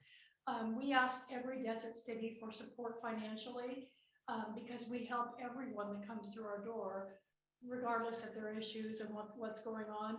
You cannot be a sexual predator. You cannot be an arsonist. Those are the two things the insurance won't let us do. But other than that, we literally see everything every day. A lot of seniors getting displaced right now, and a lot of single moms getting displaced because of the rental increases. So we're glad to be there to help. We're grateful for your consideration of support. Any amount, please call me, email me. We can bring anyone over for a visit anytime, but if you would consider or help let us write a grant or something for you in any of your funding opportunities, we'd certainly be grateful. And we appreciate your consideration. Thank you so much. Now, do we give annual grants to CVRE? No, or do we haven't. No. Zero. Okay. I'm getting, City Manager Gabriel, a flyer. We're gonna have open house sort of one day a week for tours. And we're gonna be passing this out to Rotary clubs and to other cities. Right. So if you haven't been to the mission in the last 2 years, go out and see. I'm a grant writer, and there was lots of COVID money, but that COVID money was for things, like trucks and walls. Right. So we took advantage of that, and where we don't have operational money, we have all of our stuff. Right, and it's really fun to come and see the kids and the moms and kids. And if you come in as a full intact family, regardless if you have, 2 moms or 2 dads or whatever, we help everyone. We are only built for women and children because years ago when we built this in 2011, That's what we built for. We're getting ready to expand our women and family shelter because it's the biggest need right now. And then the dads go on the men's side, or, you know, if that's the case. So we're gonna do a capital campaign for the. We're doing a women's, capital campaign for the women's shelter. In the Um, meantime, we're gonna have thrift store and we also have, so we train in catering and food services and transportation and administration. There's 7 different areas on the mission that all the clients train on. And they're all marketable skills here in the valley. So we have lots of restaurants and hotels that take our people. So we are now gonna move all of our washers and dryers into a new facility on campus where we're gonna teach them laundry services for hotels. It's gonna be a professional training certificate program. So again, it'll benefit all of the cities here in the Coachella Valley with our well-trained, well-respecting, clients. Thank you. I We won't have- take any more time because we're both talkers and we have to. I do But have a- thank you. I do have a Remember, question. come anytime for a tour. I think Kimberly's setting up a tour, your tours on Fridays. Is that what it is? But you know, we welcome you. We can do short or long tours and it's pretty life-changing what you see at the mission. It is We're life-changing. COVID-free. So. 5 babies this summer. I have a question about the women's and family shelter. So I've also seen a rise in women being displaced, women with small children. Yes, and they're actually- beautiful rooms with their own restrooms so that they can have privacy and dignity. So you have eight rooms, right? We Yeah, have 8 rooms right now, but we are desperate. We asked the moms, do you mind sharing the room? We have a lot of beds and cribs we can move in and out, but they're so gracious to share their room. They're just grateful to have it. And the little kids, like whenever I walk through, they're like, come into my house and look at my house because they decorate it with things they get from donations and and So then what is your we- wait list for that, for the 8 rooms? So they're referrals, and so we get referrals, the 8th room is an overflow room, Right. so, and during 7 rooms are filled, but we have police officers that bring mothers. At night. Just domestic abuse in the middle of the night, so they're able to go into a separate room, with their own bathroom, with a crib, and just calm down, and then the next day we start working with them. We work with sexual assault, we work with just, you know, the CPS domestic cases. violence, we work CPS, we reunite families. We go to court with every woman that's had her child removed due to domestic violence or anything. We have a great staff team and we have great reconciliation. We're having a graduation of our clients on the 30th at 10 a.m. And these are clients that have graduated and moved on. We just opened our 7th house for the women. We had 13 homes that we rented out to transitional homes. We don't call them sober living, but they are sober living because people can't afford to live. You know, you're making $15 or $16 an hour, but the costs of living are crazy. So we finally found a home to rent for the women. And it has a casita and I think 4 or 5 bedrooms, but we got that secured today. So we're doing a lot of things. We'd love to have an apartment building for seniors. I'm a member of CVAG. I sit on, go to CVAG and everything's just kind of been closed up. So we're getting back out there and getting together, but. So I do have a follow-up question to my question about the rooms. So I had a mother who reached out to me with 2 young children who was living out in her van. She was actually a yoga instructor, so she was asking me if she can do yoga at the library, but can I send you the information? Okay, Yeah, thank you. absolutely. And we work with rapid rehousing, with permanent supportive housing. We have a big housing department now with 5 staff. So we work off grants, but once you're in the mission, you have a lot better chance of getting housed if you're homeless. And because you have, we're working with you every day on getting your documents. We do 10 things in 10 days. So we get everybody housed, but, and we get them all the things they need, psychologically, if they've been abused and they can't leave their abuser. We also don't tell anyone who's there because we're part of Operation Safe at Home. So, if the husband or the family or anybody's trying to find out who's there, we're really good at keeping that private. And we're built like a college campus, so it's all sealed off. You can't get in anywhere everything's locked and secure. But we'd love you to come see it. It takes really about 20 minutes total to come see everything. Thank you. It is an Thank you. amazing facility. Thank you for your And consideration. thank you for the good work that you do. Thank you. Thank you so much. Thank you. Thank you. And it looks so beautiful. Yeah. I mean, Thank I you. come down all the time to see it. And give Esther my regards. I met her through our firefighter engineer, Tommy, with across the street. So give her she's wonderful. Thank you. She's a treasure. She's a treasure. Thank you so much. Thank you.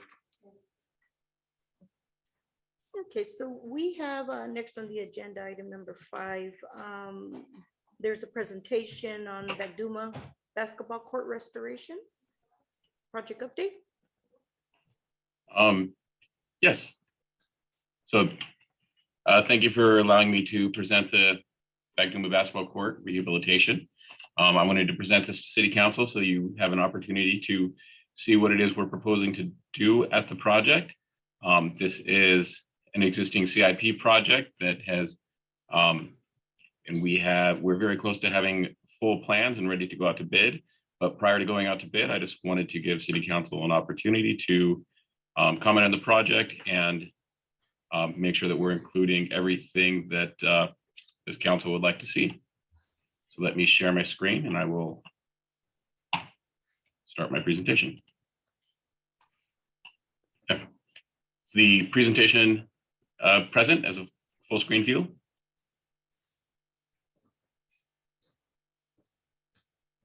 Yeah, we could see it.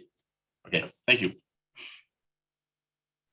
So the Bagduma basketball court rehabilitation project is a CBDG project that has been previously approved by City Council to move forward.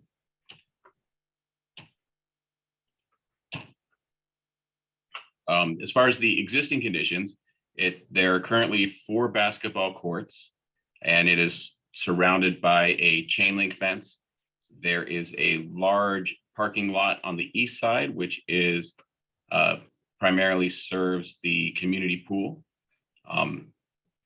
And on that parking lot, there is a sidewalk, but it just kind of dead ends at the edge of the parking lot area. And it doesn't actually have a concrete or an ADA accessible path from that parking area down to the basketball courts. There's also a parking area to the west of the basketball courts, adjacent to Frederick Street, which also has an ADA parking stall, but that ADA parking stall isn't necessarily in an appropriate location design-wise. So the object is to rehabilitate the entire basketball area. Looking more at the existing conditions, the existing asphalt surface is badly cracked. A lot of alligator cracking. Some of the old green surfacing has faded. The paint is fading. The main entrance to the park is through the chain link fence. The chain link fence has become dilapidated over the years. And this brown box here, that's the current electrical panel service for the park. So that obviously will need to be repaired as well as part of this project. Andrew, I don't want to be rude, but we did see all of this when we approved the project. I think we saw. I think it'd be good if we go to spend more time on the updates and where we're at now. We already approved all of this. We're aware of this, and we went over it during the CBDG stuff. There's only a couple slides on existing conditions. This is the last one, actually. Okay. And some of this ties into later as far as direction, as far as add alternates and other items that we'll be asking for you guys to give your opinion on. Another existing condition is the lights. The lights are relatively old and they are not LED. And there is an existing retention basin along the east side that's just dirt surface at this point. As far as the options that we looked at going forward, we did do community outreach, and there were 4 different options that we presented to the community to vote on, including for basketball courts or basketball courts and tennis courts. And the option that was overwhelmingly picked by the community was option 4, which included 2 basketball courts, a half court, 1 tennis court, and 2 pickleball courts. So that way the park can kind of have more recreational opportunities than just basketball. Additionally, for the community outreach, we visited Freedom Park, looking at and other parks when the community see how other people have done their basketball courts. In a lot of other communities, the way they're doing their basketball courts, there's no fence around them. They have multicolored backgrounds for the surfacing. So we wanted to kind of emulate that in this park as well, as far as how to design the park and have a more open feel and have a court surfacing that has multiple colors. This is a picture of Civic Center Park, the same type of theme, an open design, not surrounded by fences, other than just the fences around the tennis courts kind of in the background. So as far as the design that we're moving forward with, we have a proposed base bid, which are the items that were included in the CBDG grant, which includes the resurface and painting of the courts. So we'll be removing all of the asphalt surface. We did do a geotechnical study, and the underlying concrete underneath is in good condition. So we think that we'll be able to just mill off the existing asphalt and put a new asphalt surface down. This time, in order to make it last a little longer, we'll be doing a polymer modified asphalt so that it's less likely to crack and will have better lasting performance. We also need to resize the courts and install all new rims. One of the problems that exists in this court is a regulation size basketball court is supposed to be 94 feet, and these courts are only at 84 feet. So we are planning on removing and replacing all of the rims and basketball hoops in order to make the basketball courts full size. And obviously the tennis court and the pickleball courts will be regulation size as well. We will be removing the fence around the basketball courts, so it'll have a more open feel to the rest of the park, kind of the same as what other parks use. So the fence will just be around the pickleball courts and the tennis ball courts. And we will continue a fence along the entire west edge, just so that we don't have any stray basketball courts rolling down into the retention basin area. One of the things that we definitely need to address while doing these improvements is ADA improvements. So we can install a concrete ramp from the existing community pool parking area so that we do have that ADA access from the adjacent parking area. And on the west side, on the Frederick side, we do want to relocate the existing ADA parking area and put it in a location where it's right next to the bathrooms and the entry to the park, which is the appropriate place to have an ADA parking stall. So the existing ADA ramp over here in the corner would be removed, and we'd be relocating that so that we can be ADA compliant with our parking. And then obviously we need to repair and relocate the electrical panel. As far as additional add alt items that we would be considering is replacing and fixing all of the light heads and fixtures. We think the poles are in good shape, so those can just be painted and rehabbed. But the actual light fixtures would be something we want to add to the project. We want to repair the entire retention basin area. That wasn't necessarily mentioned in the original grant proposal. But from that first picture, you can see the entire retention basin area was, it's just DG and is subject to erosion. So we would like to add riprap around the entire retention basin in order to upgrade that and prevent any future erosion and have a more aesthetic look in the future. And another potential add alternate would be to, when we're installing all the new fences and repairing the fence, installing a windscreen around the entire fence. That's common at most other parks. It gives you that kind of visual privacy from the road, and makes it less likely for your tennis balls and pickleballs to fly through the fence. These just some details on the ADA improvements that we would be proposing. Again, a connection to the community pool parking lot and a connection on the Frederick side, relocating the ADA ramps so that it's closest to the bathrooms and closest to the entrance. This is one of the main things that I actually wanted to discuss. Why I wanted to bring it to City Council is to discuss some color patterns and kind of a vision on how this park is going to look. As far as the surfacing, we're thinking of doing a three-tone pattern, like a lot of the other parks have, possibly a tan color, a nice neutral, natural color as a background color. And we are currently proposing to do green and yellow as the primary colors on the courts. And that's so that we can be those are the same colors that Coachella High School uses. So they're kind of colors that represent our community. So we thought that would be a good color scheme to use here as well.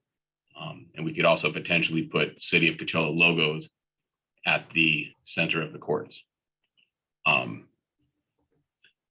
So we did want some feedback from City Council as far as potential color schemes and direction on whether to move forward with the lights and the full retention basin improvements and the wind fencing as well. As far as a proposed schedule, just to give you an idea of where this project stands right now, the plans and specifications have been submitted to CBDG for approval, and we anticipate them getting back to us this month on that. If they get back, and depending on the direction here, we would be able to advertise for competitive construction bids in July. So we would potentially be awarding in August, and construction could start as early as September. The base bid items, not including any ad alternates, are anticipated to cost roughly $450,000, with ad alternates costing an additional $150,000. So to do the entire project with the ad alts, to have kind of a complete looking project when it's done, we anticipate the total budget costing about $600,000. We do have $600,000 in CBDG funding available from 2 different CBDG sources, but a final proposal and budget numbers would be presented to City Council when we move forward with construction award phase of the project, when we actually have hard numbers from contractors. So I would like to open the floor to the City Council members and just any opinions on the project, any additional items that you think should be included or not included, so that we can make sure we deliver a project that everyone is fully comfortable with. Any questions, council? I can never get enough of the green and gold. So immediately when I seen that, I'm completely sold on the color design. I think many people wear those colors very proudly here. So I love the color scheme. I do appreciate staff's attention to all the details, from the ramp to replacing the fencing to, ADA ramps. That's greatly appreciated. So for me, I don't have any questions other than I really enjoy the color scheme. I also enjoy, think it's great. And I know we had community input in these. Love the color scheme. I think we could even be a little more creative and be more artsy. I saw the city of Colton recently upgraded their basketball courts with called Project Backboard. I also saw it in Casablanca. They did like some type mural type of layout in the ground. So I could I'll send you some that stuff, Andrew, by email, and see what's the extra cost and whatnot. But they sort of renovated their basketball courts recently, and I saw community come behind it, and it was just like they also picked a color scheme and it just became a little more artsy. than the what we see, but definitely enjoy this and see what we can do. I do think though, in the tennis court, if there was, any way or somewhere where you don't have like concrete, that we could, I know that, we have a lot of community in Coachella that plays volleyball. There's a way where you could like, just remove and add like those like volleyball tent, a net somewhere. Or how, I don't know, it doesn't need to be here, probably in a different project, but it's a very popular sport in our community too. And we have, CV volleyball continuously wins, championships and whatnot. So any way we could add some of that to our parks would be amazing. But for now, I know this is community input and whatnot, but really enjoy it. I'll just follow up by email regarding a project backboard and a few other stuff I saw happening in the city of Colton. Okay, yeah, thank you. I will take a look at that information and see if anything can be incorporated. Yeah, but Andrew, I saw the colors and it's expected, right? Green and gold, because those are our colors. So I'm happy with that. And the section where the alternate stuff that you mentioned, something about a wind, I don't know, wind guard or something for wind. What does that even look like? I've never. I mean, if you've ever gone to, most tennis courts have that around the on the fencing. Is it like? So it's just the nylon. It's kind of like the same material as like a sunshade would be. It's the nylon sunshade material that you attach to the fencing. I guess one thing we didn't mention is, those do come in any color. So often green fencing is used, but it comes in bright blue. It comes in yellows, grays. You can get in any color. I think they have black at Civic Center Park. I think at the tennis gardens, I think they have blue around their courts there, but so it's just the nylon kind of sun windscreen around the entire fencing. There's obviously a maintenance issue when you put those up. So if it's just open fence like it is now, you don't have the additional maintenance issue or cost with having that windscreen fencing all the way around the project. And the screening would only be around the tennis court, right? Not the basketball court, or would it be the entire area? There is no proposed fence around the entire basketball courts, other than just a small piece of fence along the west side of the basketball court that's adjacent to the parking area. And that's just to prevent basketballs from rolling into the retention basin. So we decided we did want to extend the fence there because I don't want to, have kids constantly kind of going into their retention basin into the riprap where they could hurt themselves or twist an ankle or something. And the retention basin there, it looks from the pictures that you showed, almost just flat dirt. I'm assuming a basin should have space to collect water. I'm wondering, would it include the price that you noted there, landscaping? So no, we did not propose any landscaping within the retention basin, just riprap surfacing. So it'd be, we would do it's not like gray riprap, it would be the kind of the brown and gold kind of tone riprap, very similar to the same material that we used on the urban greening within the medians. Okay. So that riprap that's 6 to 8 inches angular. But no, there wasn't proposed to put any irrigation or landscaping in that area. And it is not flat. It's actually about 5 or 6 feet deep in the middle. It just looks flat. Okay. Yeah, the picture may have just been a little bit misleading. But it is about 5 to 6 feet deep. It has steep sides on the banks coming in that are currently have a lot of erosion that constantly needs repaired. So the riprap would prevent that erosion. It would prevent the sand from constantly washing down into the bottom. Got it. Okay, any further questions, comments, council? No, thank you. Thank you, Andrew. Yeah, thank you. The next presentation is on coronavirus. I'm assuming this is Maritza's. Yes, thank you, Madam Mayor Pro Tem. I am going to share my screen real quick. I have a brief presentation on this item. Okay.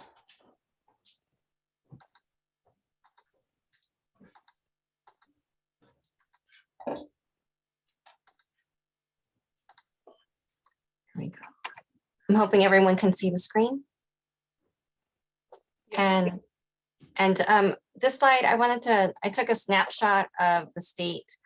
This was from the state website with respect to COVID actually in the nation, but specifically the county of Riverside, you could see is the brighter green that's highlighted there. And we are currently reflecting a low level of COVID in our county, which is positive news.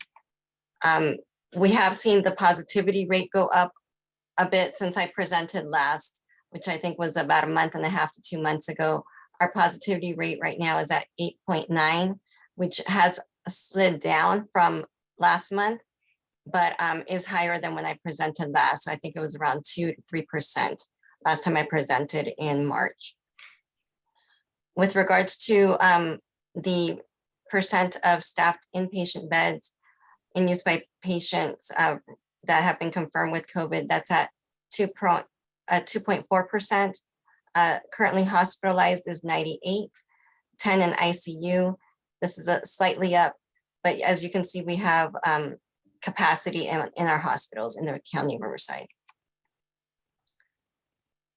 Vaccination update, and now this data is being tracked by all of our population that is age 5 and older, as they're all eligible to be vaccinated. So some of the numbers have shifted a little bit as the population that can be represented is larger now. The percent of fully vaccinated population in Coachella is currently 73.7. The boosted population is 28.8. County of Riverside fully vaccinated is at 59%, and Riverside County boosted is 28.5. So you can see the city of Coachella is trending very well, actually higher than the county average. And with that, that does conclude my presentation. I'm happy to answer any questions of the council. Any questions, council? We have no questions. Thank you, Maritza. Thank you. Written communication. Do we have any, Madam Clerk? I'm aware that we do not have any written communications. Okay, so we will then move on to the consent calendar. It's recommended And yeah, we would need to wait for the.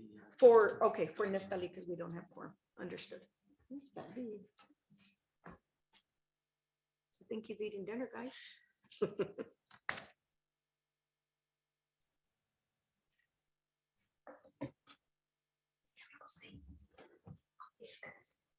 We're waiting for you.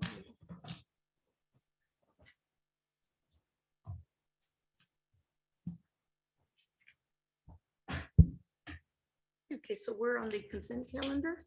Recommended that consent items be acted upon simultaneously unless separate discussion and or action is requested by a council member or members of the audience. Motion to approve a consent calendar as presented. I'm gonna ask to pull item number 14. And then I'll second the rest of the consent. Motion to approve consent calendar, removing item number 14. Do we have a second? We'll vote on 14 separately. Okay. I think Denise second. You didn't, For the consent, for the rest of the. okay, consent calendar. all right, so you wanna, Nathan? You wanna Okay, let me give take a roll call on that then.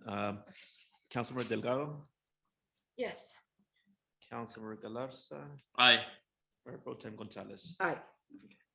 Motion passes. Item 14 is you. Item 14 is for the full-time customer service supervisor position. Okay. So on this particular position, there's no, I didn't put together a presentation or anything. I'll just speak to the actual methodology here. This was reevaluated when we had a technician who was actually overseeing the 4 customer service related. It was actually 3 because we were calling them billing representatives. The idea here is that we had service at this city hall. It was in this campus.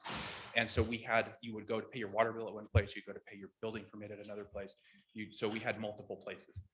Once we're located with distances between locations kind of combined into one location, it became problematic that we were trying to separate it.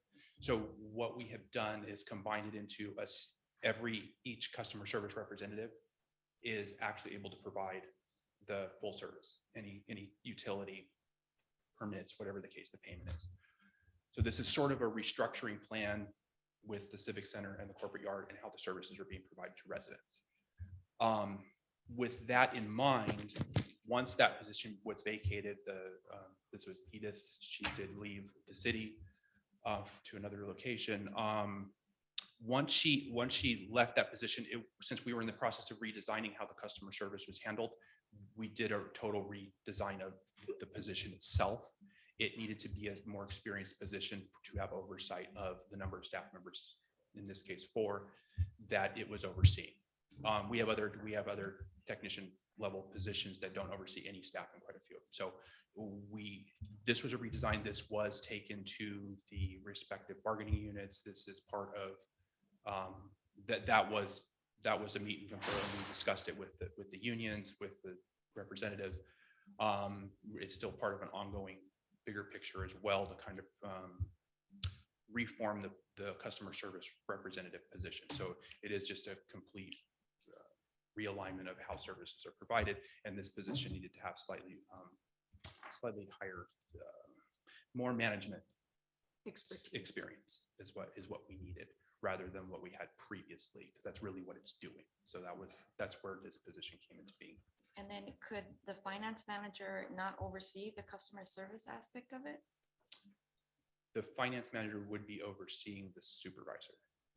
So no, and I get that, but so when we had the items for planning, there was the senior planner, and then they were asking for a planning manager. And so the planning manager was put aside. And then based on your comments, you said that we're putting that aside because we want to fill the senior spot first before seeing, what is it that we need. And so my question is that for the finance manager, so are you saying you absolutely need a finance manager and a supervisor as well?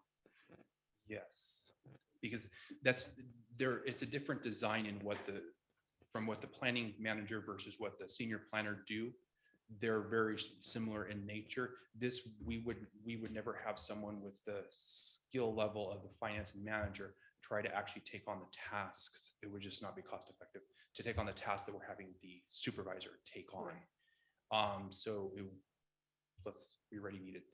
We already had the need for the finance manager previously. That's why we put the position in. So if we were to pull them from what we needed them for, we would still be short if we were to put them into this role.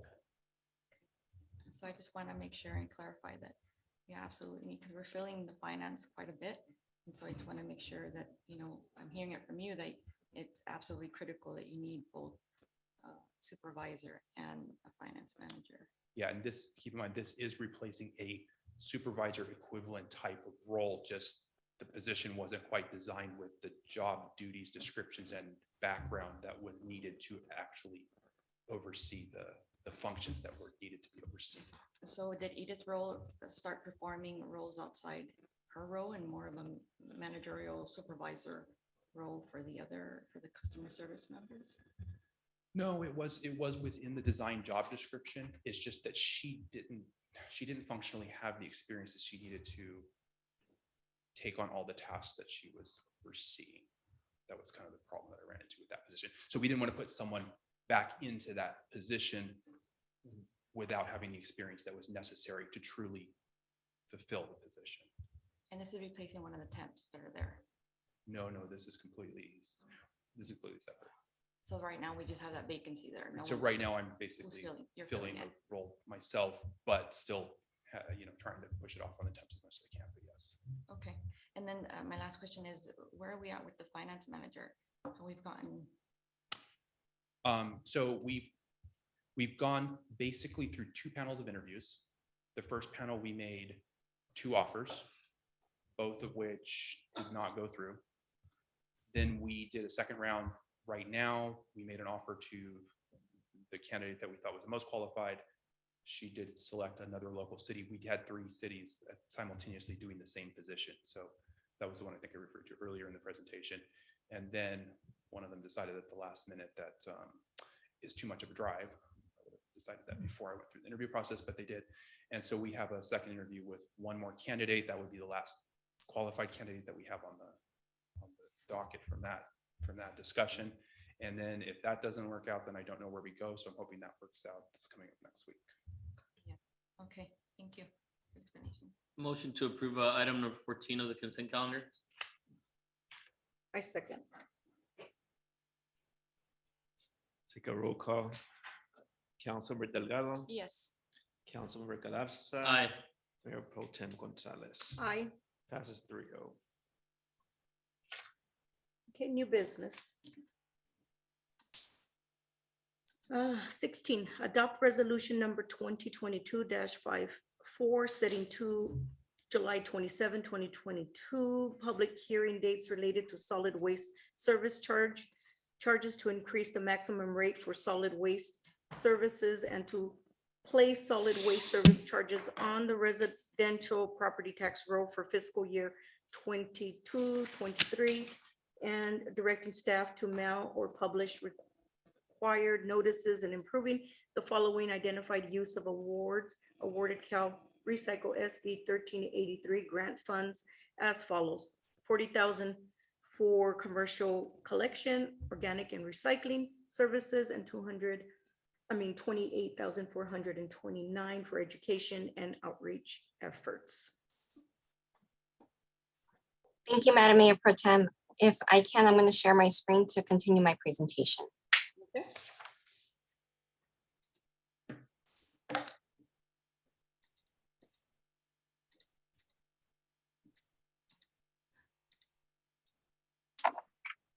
Thank you. So this item is an annual item that we bring to our council with regards to solid waste rates and any adjustments that are required, primarily usually to do with CPI and disposal costs. This year, I'm going to go into a little bit more detail simply because our rates also need to encompass some of the services that are required of all local agencies this year that are required as a result of the state mandated SB 1383, which requires organics collection for all residential, multifamily, and commercial. And we are on track to meet SB 1383. We have submitted our notice of intent as allowed by SB 619 shown here a few months back. And actually we received our approval letter today from Cal Recycle. So we have submitted all of the plan requirements, are meeting those requirements, and what we're proposing in the fee schedule that we'll show is that the program will be rolled out by October of this year. Just a little bit of history on some of the subcommittee work that has been done on this. The council formed a subcommittee that includes Councilmember Galarza and Councilwoman Jacinto in May of last year, and they've been working with staff and with our hauler with regards to all of the components and requirements that have been set through SB 1383. The requirements kind of in a very high level high level view with regards to SB 1383. As mentioned, it requires that organics collection be provided to all residents and businesses. We've got to establish an edible food recovery program. Education is very important in this programming as well and is required in the bill legislation. The council has already approved a procurement policy that complies with 1383. And there's also capacity planning that we are and will continue to be doing with the county and our hauler that is required of this bill. In 2024, additional tier requirements will take effect with regards to all producers of organic waste. But currently, we're looking at just the tier 1. And just wanted to give a background information with regards to the current services that are provided through our current hauler agreement. This agreement ends May 30th of 2023, and it includes a lot of services already. We would be looking to amend this contract through the adoption of the new rates that will include the additional services that I'll go into in a second that include the 1383 requirements. The current contract provide bulky item pickups and e-waste for all residents. They can call it in and they can actually have 4 items picked up at the curbside every week. Christmas tree collection, used motor oil and floor recycling pickup available for residential customers. Street sweeping is included through the hauler agreement. A franchise fee is 12% that comes back to the city. They also help sponsor some of our events by providing the portalets and the cardboard trash cans that we use at all of our events. Community cleanups are a part of this agreement. Also included in those community cleanups, we include some shred events. And annually, the hauler sends out a brochure that includes all of this information to our commercial and residential customers. Annual, and as mentioned, that's the annual education brochure. The hauler also provides a field representative and recycling coordinator that does audits and visits to our commercial customers to ensure that they're getting the best packaged service deal. So if they can be recycling more in order to reduce their solid waste service, they come up with a commingled package that better suits their needs. And the agreement currently provides the city $20,000 for administrative fee for staff related cost in the administration of the agreement and the services. And they also assist staff in the written report that's required to submit to the county to place the residential billing on the property tax roll. And they assist the city in their collaboration with CalRecycle and meeting the regulatory requirements for all solid waste services in the city. The additional services and these additional services would be reflected in the new rates that are proposed for 2022 and 2023 include, as mentioned, the organics component. And that would, that organics component would be rolled out by October 1st, and it would provide a kitchen pail for all residential customers and a little welcome to organics kit, giving some information about how that program will work, what's expected with regards to what needs to go in that pail, and then that pail, the items that go in that pail then need to be placed in a bag that will be placed in the green bin that they already have. Contamination monitoring is a requirement of the 1383 law. That will be done through the new amendment if approved. They will also assist with the inspection and enforcement actions correspondent to that monitoring. The hauler will provide labeling for all new and existing containers. Primarily, the way that this will work, on the very bottom of the screen, you see that there are 3 identified new colors for bins.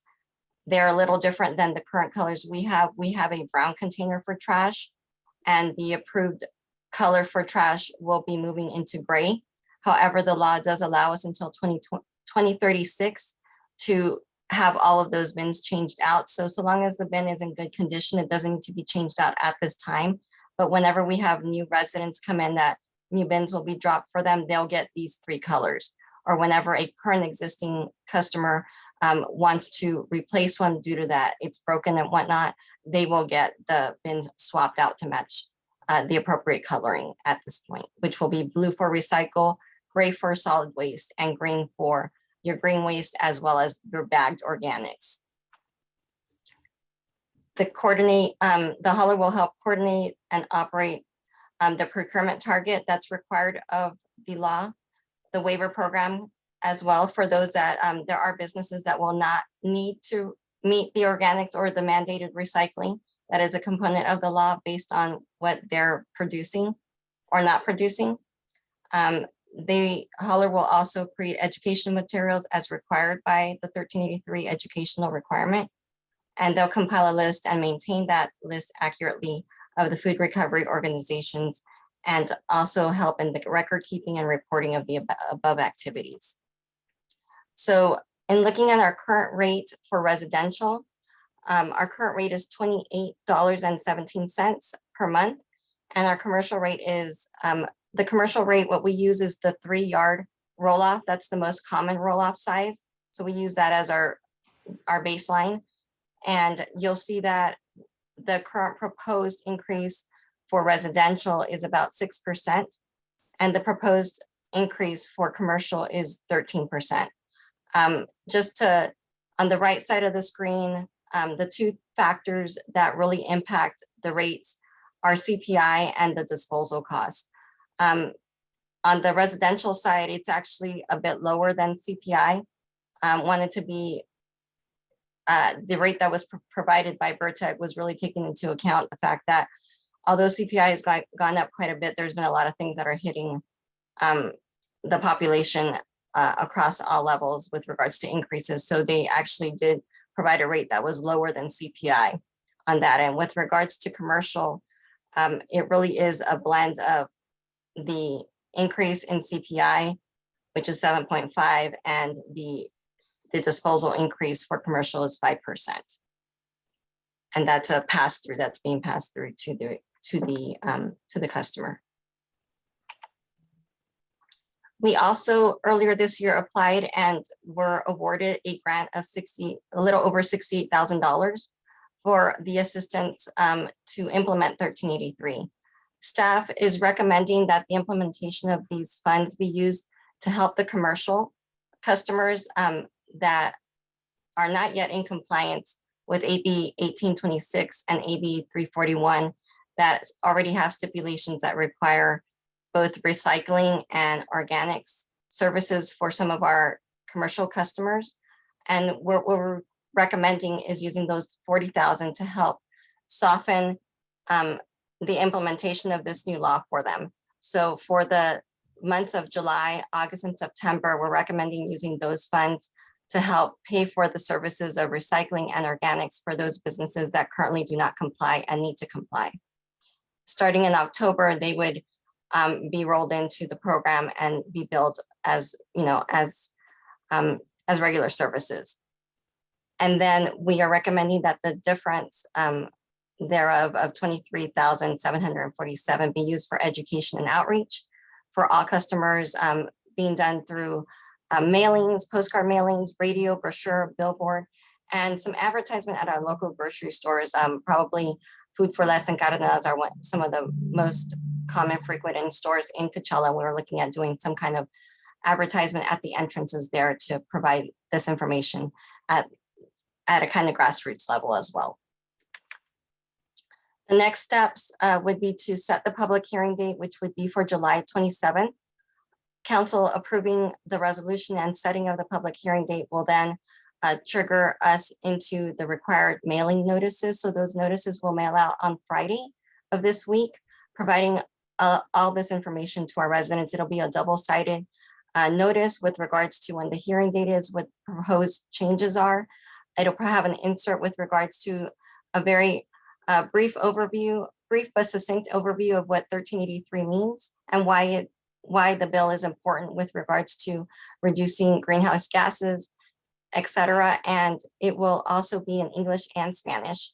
The public hearing would then be set and held on July 27th, at which time we will also be presenting the proposed hauler agreement at that time for council's consideration. And with that, that does conclude my presentation. I'm happy to answer questions of the council. Any questions, council? No, I've been part of these meetings and it's been a good, Maritza. Thank you, Maritza, and for keeping us informed. I don't have any questions. Yeah, Maritza, how are we identifying the businesses that are not in compliance to be possibly considered for the $40,000 that will be providing assistance with? So in collaboration with Burtech, we have been doing audits of the trash that all of our businesses are producing and identifying whether they are eligible to either be waived or if they are required to fall into the categories as identified by 1383. So based on that information, we would then be approaching those businesses that When actually we've already mailed them notices, I think at least twice in the last year and a half, that they were not compliant with one of the two prior existing laws that already required recycling and organics. So as of now, they're not aware that they might be eligible for this assistance. This assistance hasn't been rolled out to them yet. We wanted to get council concurrence of the use of the awarded funds before rolling that out. But yes, to answer your question, they're not yet aware. They have been made aware that they do need to get recycling and organic services. You know, I'm happy to see that there's been some funding put aside for outreach. I ran into, I believe his name is Christopher, is the spokesperson for Vertic. And he shared many of the concerns that they had, is that we wouldn't be maybe prepared for all the changes that were coming and that had to be adopted within the following year. So I'm happy to see that some of this outreach, there's money put aside for it. The mail notices, is that including with the outreach, or is that set aside? That's included with the outreach and wouldn't come out of the 23,000.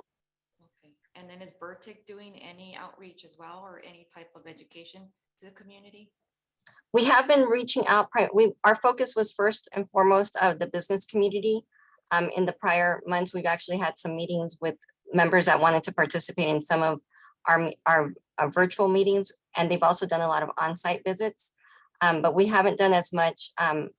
Actually, we've been doing mail inserts actually since fall of last year to all of our residential and commercial businesses with regards to different things about recycling, about shopping to kind of reduce waste. There have been several of those that I know that we have mailed out, but we haven't done radio or billboards. We would kind of be upping that up with the 23,000 identified. You know what? When's the last time that Vertic has given a presentation? To the council, I know that they've been with us through the subcommittee presentations, but we haven't had them do a presentation to council. They are on now, but we would be happy to have them present to the council if you'd like before the public hearing or at the public hearing. Yeah, I would like to get their opinions and any type of input that they can provide us. And then also is what they're doing on their end to ensure that Coachella residents are meeting all these deadlines. I can have them speak to that. Jason, would it be possible to upgrade Clara Vera to a panelist so that she can provide a response on some of their efforts on outreach?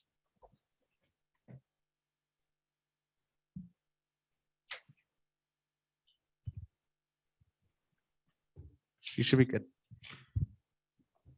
Thank you. Hi, Clara. Welcome, Clara. Can you hear us? Hi, can you guys hear me and see me? Cannot see you, but we. Oh, There yes. you are.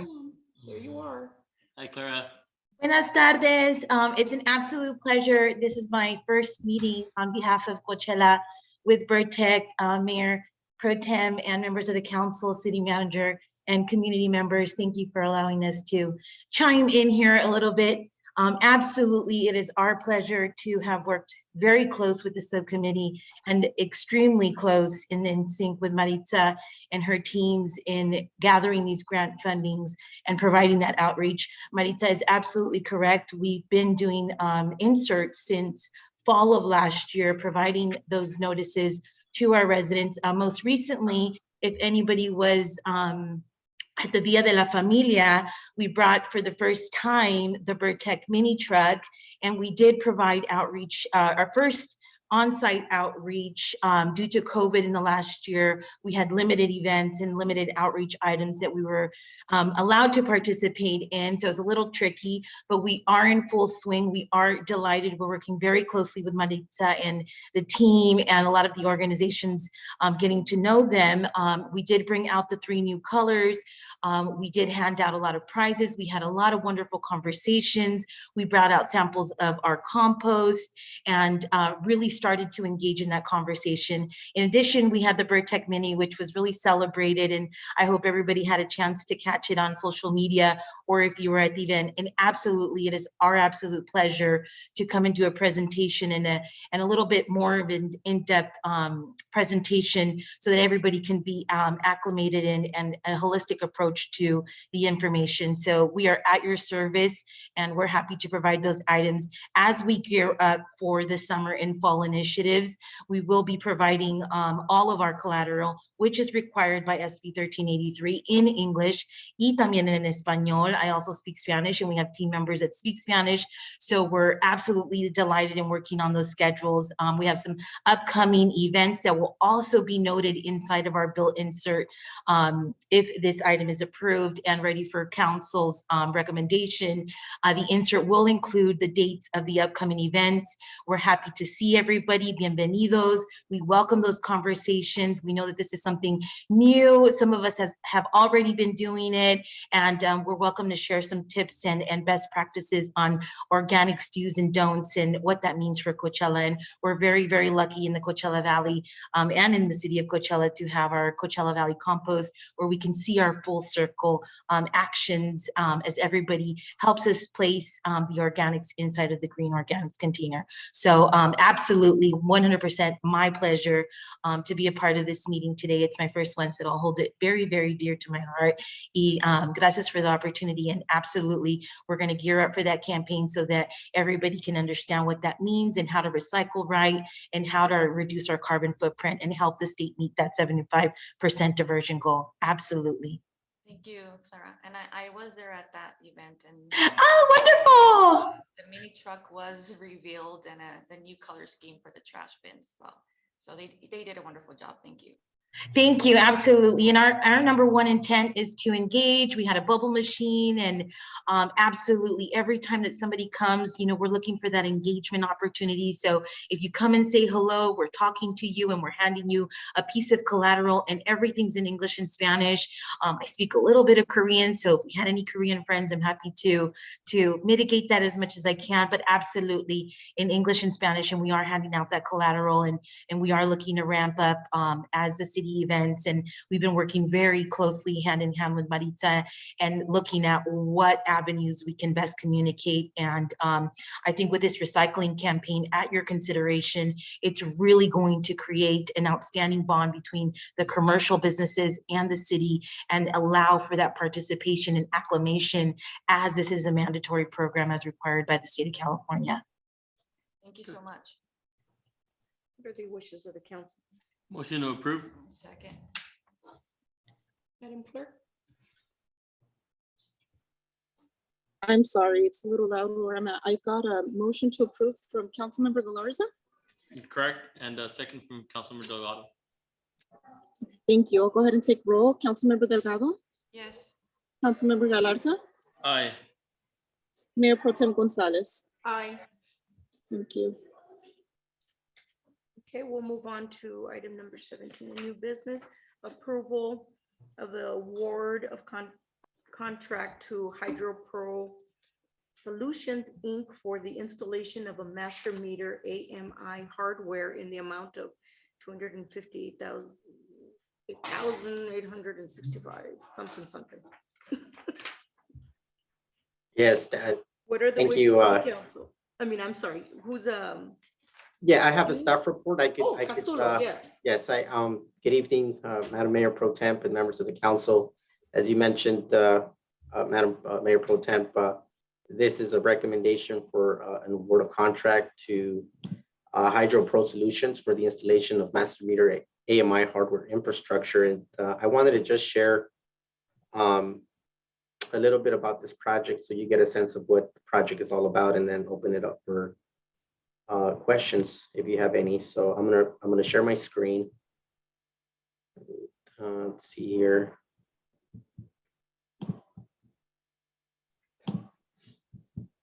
34 cents. Can you see my screen? Not yet. Okay, now we can. Okay, so this kind of gives you a layout of what this project does. What you're seeing here is pretty much the area that covers our current meters that are installed within the city of Coachella. We serve about 45,000 people with about maybe 9,000 meter connections. And we're installing these base stations, 3 base stations and 7 repeaters across the city in order to be able to ping those meters and collect the data through these base stations and repeaters. This heat map kind of shows you the signal quality, red kind of being the best, orange better, yellow good, and blue not so good. And so we've placed this infrastructure strategically across our city in order to be able to pick up our meters. I'm going to show you another picture here with the meters so you can see how that looks like.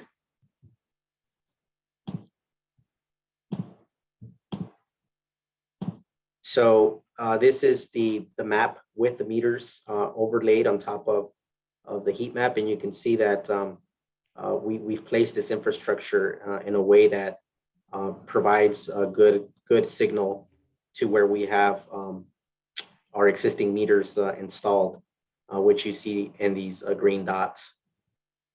And so with that, let me just show you something else here real quick. Questions, council? I have any questions? You have questions? No. No, okay. So what are the wishes of the council? A motion to approve? I'll second. We got a first and we have a second, Madam Clerk. Okay, Councilmember Delgado, Yes. Councilmember Galarza, Aye. Mayor Pro Tem Gonzalez. Aye. Motion carries. We'll move on to item 18. Thank you. Thank you, Castulo.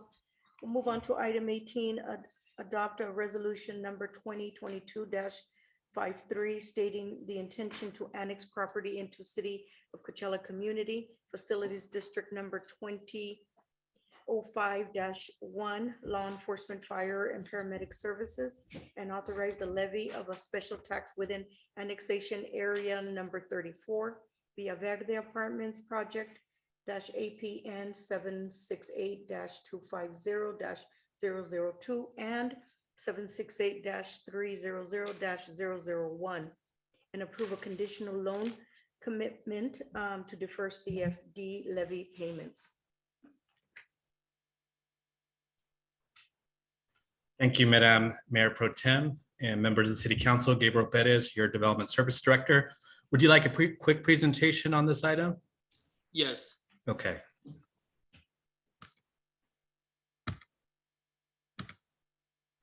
All right, I think everyone sees my screen, but there's 2 actions that are required here from the City Council. So one is passing a resolution. This is not the special election to annex into the citywide CFD, but this would be the intent to set that special election. Also, the applicant, Abode Communities, requests a CFD deferral loan agreement, similar what we've done with other affordable housing developments such as Pueblo Viejo Villas and the Placitas Dolores Huerta. Some background, the city has established a CFD for law enforcement, fire, and paramedic services since 2005. And new developments are required to annex, and the annual assessment per unit is $1,249.40. Villa Verde Apartments, it's a 152 unit multifamily residential project on 9.4 acres. This is at the southwest corner of Calle Verde and Calle Techa. This is the location. You can see the aerial map. So it's between Calle Verde and Calle Zamora, and it's vacant property currently. Abode Communities plans to develop this project soon. This is a site plan that was approved at the administrative level because it is an affordable project. It consists of 27 freestanding buildings, and the proposed apartment buildings are 2-story buildings, and they're more of a modern look as shown on the slide.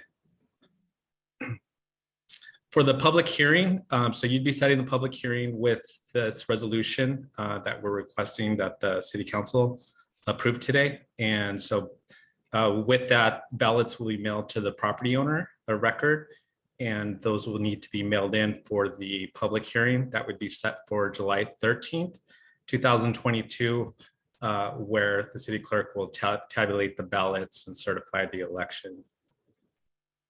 So staff's recommendation is to adopt the resolution 2022-53, stating the intention to annex the property into the citywide CFD for police, fire, and paramedic services, as well as approve of a conditional loan of commitment to defer CFD levy payments. There is one correction in the staff report I want to point out. So the top of the actual resolution identifies 2022-38, actually should be 2022-53. That's the end of my staff report. If you have any questions, I'd be happy to answer them. And I believe there may be a representative from Abode Communities participating as well. Any questions, council? Gabriel, that's the affordable housing project that the county is building? That's correct, yes, with Abode Communities. Right, and can you clarify on it? You said something about being administrative approval. Has that project specifically has it been approved for this by the city? Yeah, it was approved back in 2020 in February. And so under SB 35 state law, any affordable housing developments that meet the general plan densities can go through an administrative approval. So it's basically over the counter approval. And that was done by the former director in 2020.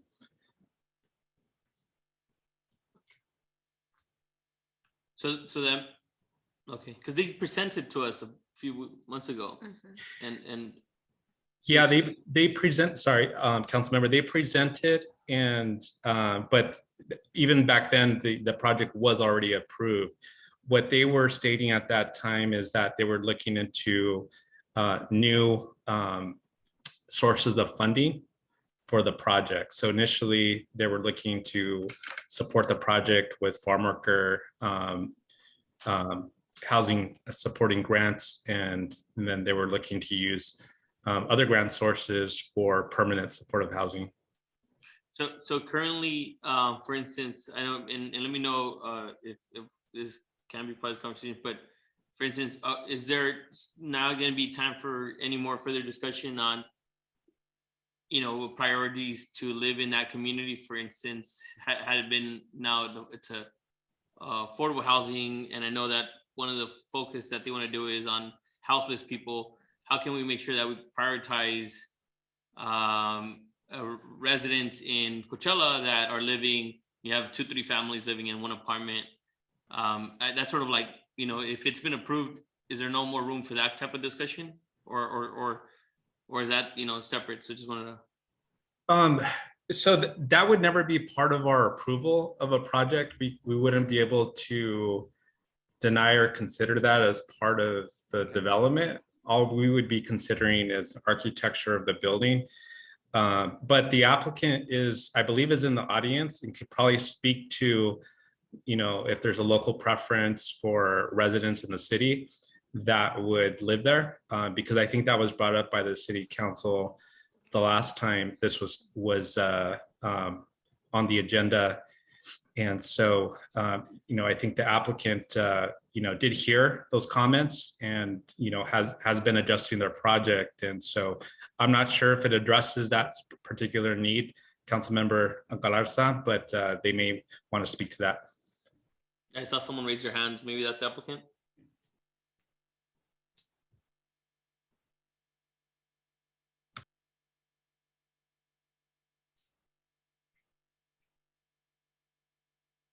Gabriel, can you tell IT who's the applicant? Okay. It would be Stephanie Park, and I think she is just unmuted now. Yes, I promoted her. Good afternoon, council members, or good evening, I guess. I've lost track of turn. Thanks for that question. And yeah, so we had originally presented, I think, as an informational item earlier in the spring of this year as Director Perez had mentioned. And at that time, we had heard requests for additional community outreach from you all, which we are more than happy to do. I think we had decided that it was best to wait to see how the current funding application that we have into the state pans out. You know, with the affordable projects, it depends getting the project through to the finish line on what sources of financing you're able to line up. And we are hoping to hear actually about that later this month. So the conversation that I had with Director Perez recently was, once we see how that plays out, setting up meetings with your offices and members of the community, thinking about how to basically roll out additional community outreach this fall. And if I think, I don't recall necessarily hearing a question about local preference, but that is definitely something that we're happy to discuss with you all. And we definitely want to hear your feedback about how to make the residents residents of the city of Coachella aware of this project and how to incorporate their feedback about the project. So that's something that we expect to engage with your offices in this fall. Yeah, so you're saying, so there's still room for discussion on priority for housing, is that correct? Yeah, that's something that we are definitely happy to discuss with you all in terms of what you'd like to see from the project. I do know that we have to abide by fair housing law. And so there is a portion of fair housing law that relates to making sure that interacts with sort of a language around local preference. So we do need to be compliant with that because that's a state and I believe a federal requirement, but that's something that we are kind of working out with other cities as well. So we're happy to, discuss that with you and the city council, your legal counsel, and to figure out what can be done on that. With that, will there be an application process, referrals, a mix of both? How are we looking at doing that? We're optimistic that you're getting this grant at the end of the month. And I don't know if you'll be with us at the end of the month for our next meeting, but in the case that you do get the grant that you're looking for, what are your rollout in terms of in addition to the informing the residents that this is being built, and who's going to be living there, and so how are people going to be applying there or referred and all that? Sure. So we have, as part of our property management plan and as our lease-up plan, a general marketing and outreach plan that goes out to residents and interacting with different community sources to sort of make sure that people are aware of that. And I do just want to note, we hope to hear good news, fingers crossed, at the end of this month for one of the sources of financing that we've applied to from the state as of January. However, we do still have to line up some additional financing, one of which is the state private activity bonds and tax credits, and that we won't even be submitting until March of next year. And so we're truly looking at this point in terms of a construction begin timeline, January of 2024. And so, earmarking about 21 months for our construction. I think a lot of that piece we'll have plenty of time to make sure that folks are aware of the project and figure out what the best way to outreach to the local community. But I just want to, make sure that that it's not, unfortunately coming in this year or even next year. It's sort of a multi-year process for when that units will actually be ready to lease. Thank you. I don't have any further questions. What are the wishes of the council? Motion to approve. I'll second. Okay. Madam Clerk, we got a first and a second. Okay, Councilmember Galarza, Aye. Councilmember Delgado, Yes. Mayor Pro Tem Gonzalez. Aye. Motion carries. It is closely approaching 8 o'clock, so we will move to public comments. Do we have anyone who would like to speak? We have any little requests? I don't have any here. I'm not sure the city clerk. I don't see any on Zoom. There's one on Zoom.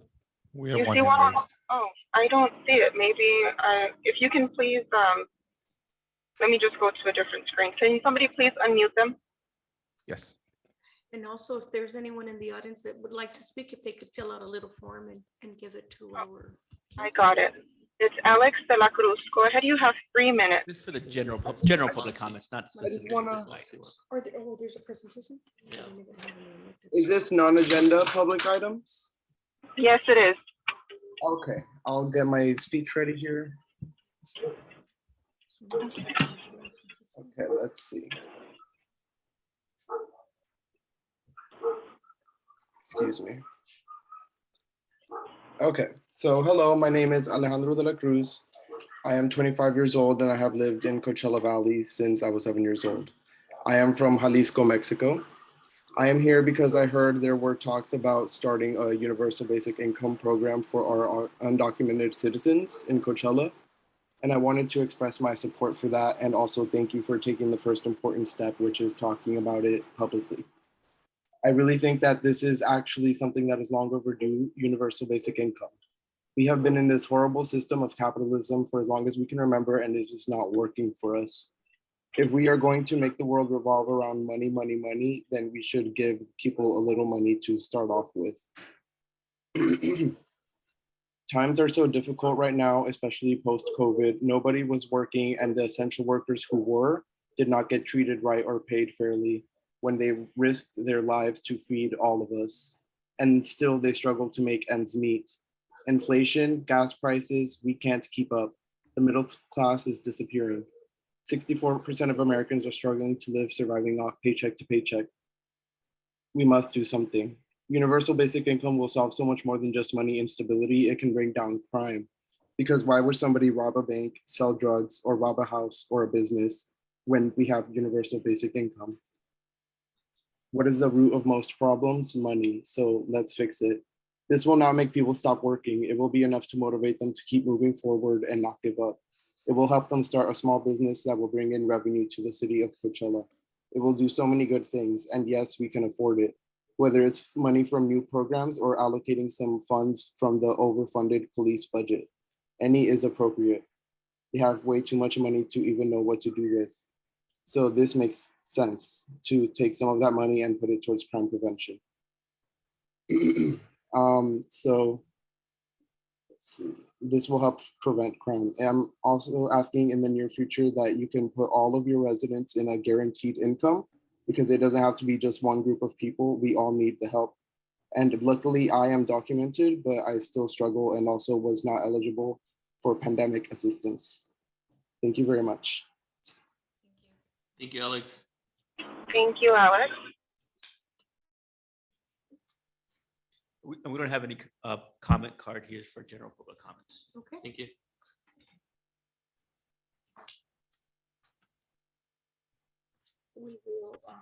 I don't see any more hands. Does anybody else see any hands on Zoom? No? Okay, perfect. We can move on.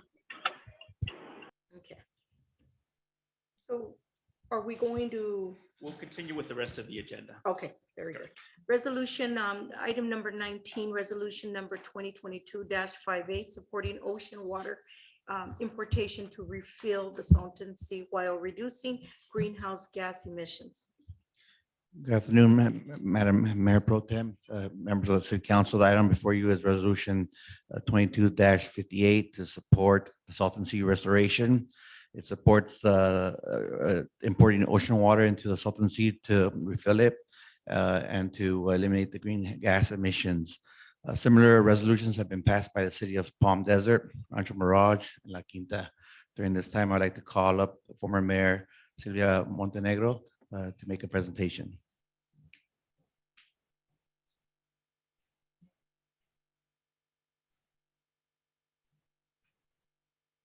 Welcome. Mayor Pro Tem Gonzalez. Hi. Honorable members of the council, City Manager Gabriel Martin, and our city attorney. I would like to begin this evening's statements by reading to you, if you will allow me to, a letter that I have received from the United States Senate from our California attorney who was just reelected, Alex Padilla, excellent senator. Alex writes to me, "Dear Sylvia, thank you for writing to share your thoughts about clean water. I appreciate hearing from you. Last Congress, Senator Tammy Duckworth, Democrat from Illinois, introduced Senate Resolution 714, a resolution calling for the administrator of the Environmental Protection Agency, EPA, to reverse then President Trump's weakening of the Clean Water Act, Public Law 92-500. As of this writing, Senator Duckworth has not reintroduced a resolution during the current Congress. However, I share your belief that we need to strengthen the Clean Water Act, not weaken it. During the Trump administration, reckless rollbacks of important environmental protections were a constant threat to public health and safety. I was proud to vote to confirm Michael Regan to be EPA administrator on March 10th, 2021. Mr. Regan has pledged to move with a sense of urgency in the fight against the climate crisis and focus on the marginalized communities who have historically borne the brunt of climate pollution. Additionally, the Drinking Water and Wastewater Infrastructure Act of 2021, Senate Bill 914, which was introduced by Senator Duckworth and recently passed the Senate, included several provisions I fought for that would expand access to clean water for rural and disadvantaged communities. This bill is currently awaiting consideration by the House of the Representatives. Please know that I will keep your thoughts in mind as I continue to advocate for clean water for all Americans in the United States. Once again, thank you, Sylvia, for writing. Should you have any other questions or comments, please call my Washington, D.C. office at 202-224-3553, or visit my website. You can also follow me, and of course, it has the email. So thank you for listening to this, and now I present to you Chuck Parker and Feliz Nunez, who are the leaders of our group, and we call ourselves a Salton Sea Coalition. And our function, we are a group of volunteers. No one is receiving compensation financially, but we are dedicated to, again, address the issue of climate change, the drying of the Salton Sea due to agreements made by Imperial Irrigation District to sell a certain amount of money to water to San Diego, and by so doing, reduce the amount of water available for irrigation to agriculture. I was just in the city of Imperial today, and it's very apparent what has occurred. Therefore, there is less water runoff from agriculture to the Salton Sea. So that is the only source that the Salton Sea had to continue developing the volume of water needed, because the volume of water, of course, is evaporating, the heat we have today, and the fact that we don't have rainwater in the desert and we don't have a river to give water to the Salton Sea. Well, then we must replenish the Salton Sea. We must restore the Salton Sea. We believe of the coalition and many who have studied the issue that the way to do it is to increase the volume of water in the Salton Sea Basin by bringing water from the Sea of Cortez. It is not difficult.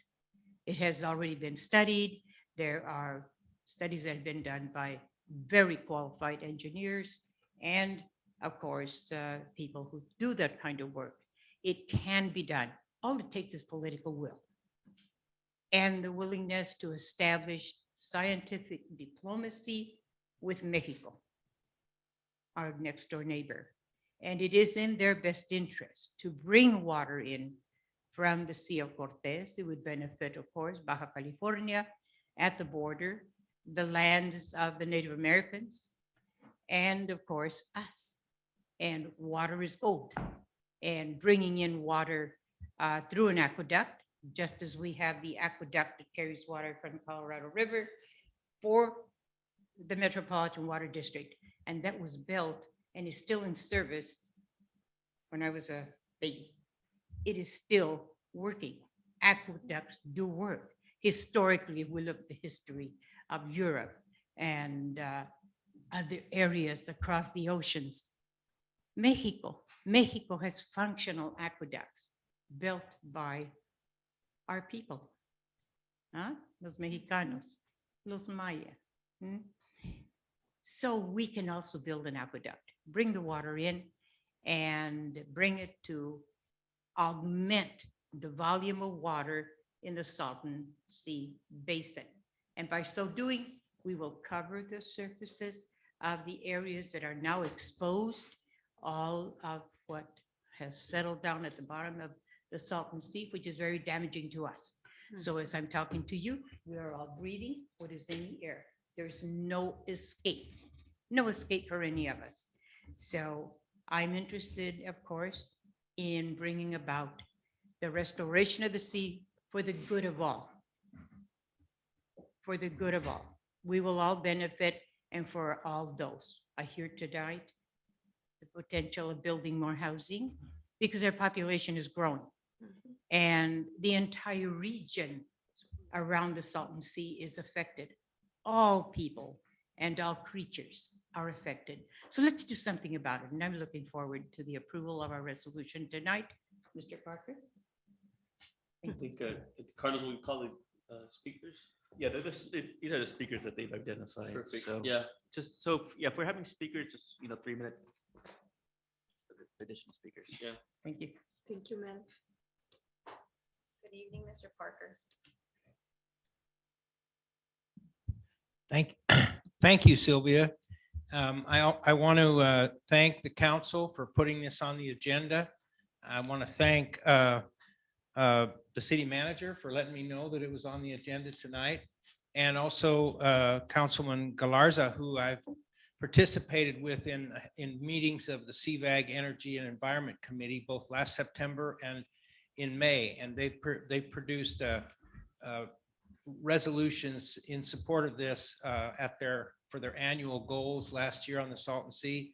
And this leadership is really important because unfortunately, many of the people in authority at a state level are still convinced that we can apply the methods that were used at Owens Lake at the Salton Sea. The Owens Lake dried up because LA built an aqueduct 100 years ago, and it produced the worst dust storms in the country for many years. And most of those methods are only working partially, even though they cost $2.5 billion so far, like furrowing the land to try to control the dust, build shallow water areas, and also cover it with gravel. So anyway, there have been now, if you pass your resolution tonight, you'll be the 6th city, in addition to the 3 that City Manager Martin mentioned. Indio and Desert Hot Springs also passed resolutions. Desert Hot Springs last night. So I want to encourage the council to apply to become members, someone from the council to become a member of the Long Range Planning Committee, because this committee, that committee of the Salton Sea Management Plan is going to make a decision by the end of the year on how they're going to proceed with this. And there's also and I'll send you the email of the chairman of the committee, or who you should send an email to if you want to. And there's an independent review panel of scientists from UC Santa Cruz that's currently reviewing 18 projects, and their report is due in September. So I'll also send you the link for, they're having what they call a fatal flaw report on June 23rd, where they're going to announce if there are any projects which have been eliminated because of some flaw. So we may need, this is the 3rd time we've come to you for a resolution, and it's been very important. I think it's helped to move the discussion in the right direction. And unfortunately, we may have to come back next year depending on how this whole process plays out. But thanks again for your support, and we're always happy to come to Coachella. Thank you. Thank you for being here.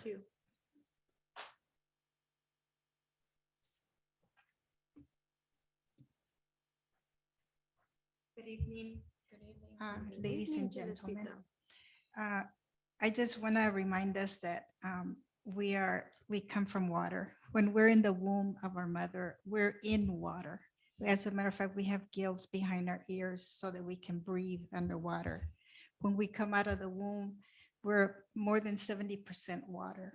So water is very important to everybody, regardless of your religion, your politics, your color, your gender. And we've been trying to put attention on the fact that California is in a drought. We're drying up. And we have a very strong site in Imperial Valley called the Irrigation Imperial District. And then the farmers who own the land, they favor more that the Southern Sea dries in all of the politics that have been going on. And they're very powerful. They have a lot of money put into politics and government. So they have a very strong influence on the whole Imperial Valley and Coachella Valley. The cost of water is going to go up with this crisis, and we're talking about already our people, especially the less affluent, suffering from diseases because of the air quality. And they have chronic diseases. Then we have the pandemics coming in and out, constantly. Now, it seems like it's a part of our life. With water shortages, we're also going to be experiencing less food availability because they can't farm like they used to. The Southern Sea Authority and the Southern Sea Management Plan always, they're trying to open up, but it's been very difficult to get across the fact that we need to import water. So we're still trying. We haven't given up. We have been successful, like is pointed out in the city councils, Republicans and Democrats alike. We even have a Republican running in office, Dacour, who's already proposed that he's going to he's for pushing and supporting aqueduct to come from the Cia Cortez to the Southern Sea. So like I said, it benefits everybody. We're not against water entertainment park that they're trying to do in La Quinta and Rancho Mirage, and also lithium and the increase of housing. All of this is very good, but for this we need water. It's like to mine lithium, for example, it takes tons of water, and you've got to also clean the water before it gets into the mining. So it's thank you so much for your past support, and we hope to continue being welcomed here, because I think we're going to continue this battle forever. I'm probably going to go away. I'm in my autumn years too, but thank you for your attention. Thank you. Thank you, Ms. Nunez. What are the wishes of the council? A motion to approve resolution. I'll second it. Madam Clerk? I'll take roll. Councilmember Delgado, Yes. Councilmember Alarza, Aye. Mayor Pro Tem Gonzalez. Aye. Motion carries. Congratulations. Thank you very much for your hard work. You have a friend here. Okay, we will move on to item number 20, authorized purchase and appropriations of a new 2023 Freightliner M2106 Patcher truck from BP Loader Corporation in the amount of $266,449. Thank you. And 65 cents. Thank you, Madam Mayor Pro Tem. I will be sharing my screen for a quick presentation on this item. Please tell us what this is. Yes. No idea.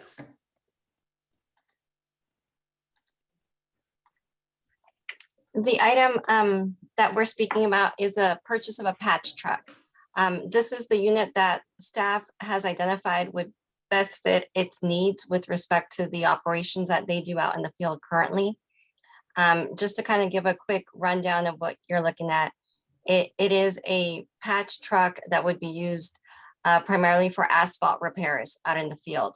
So the part towards the rear that you see open there, that's the hopper, and it would hold the hot mix or cold mix that is used to repair asphalt, potholes, skin patches, utility trench work. It can hold up to 6 tons. And at the very bottom, you see towards the left there, the orange piece at the bottom, that is a piece that would allow us to cut the asphalt so that they can do a better repair job.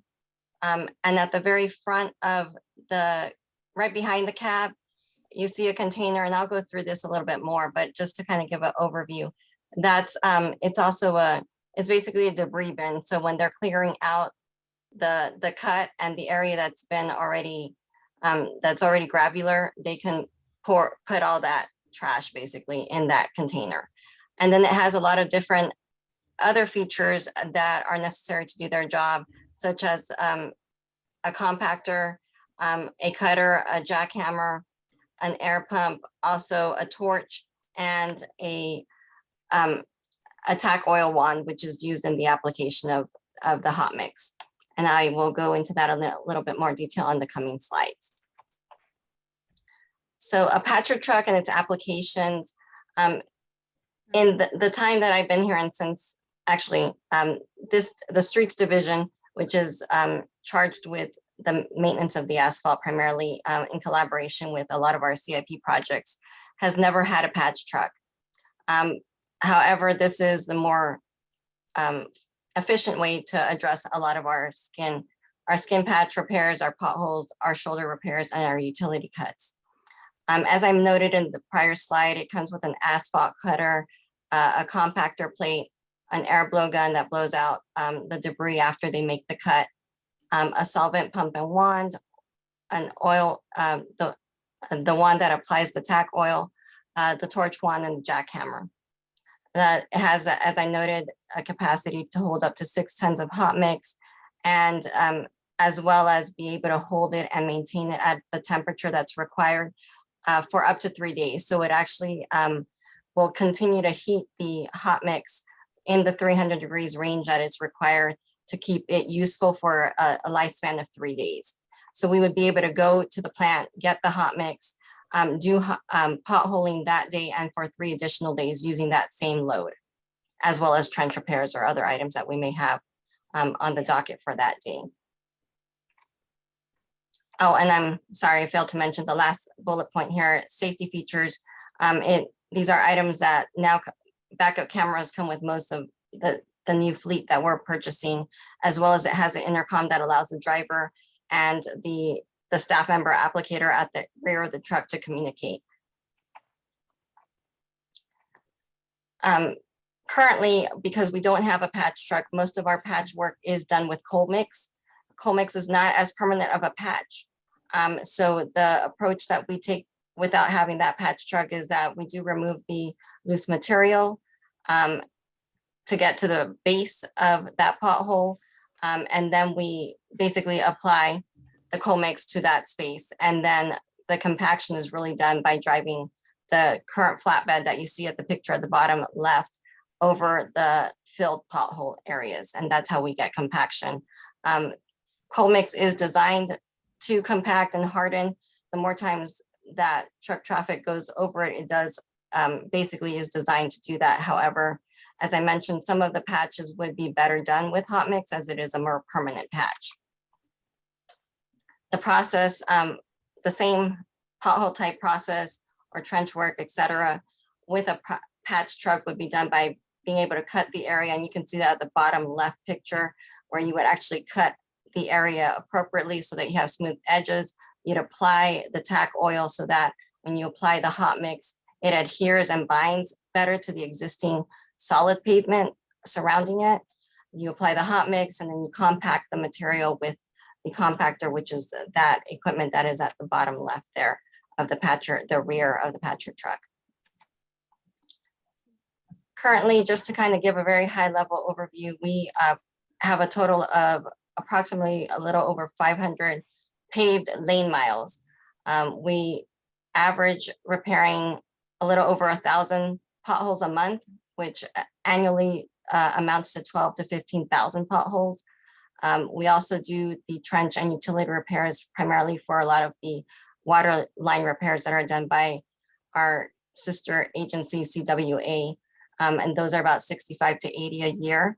And we also repair sinkholes that appear and skin patches.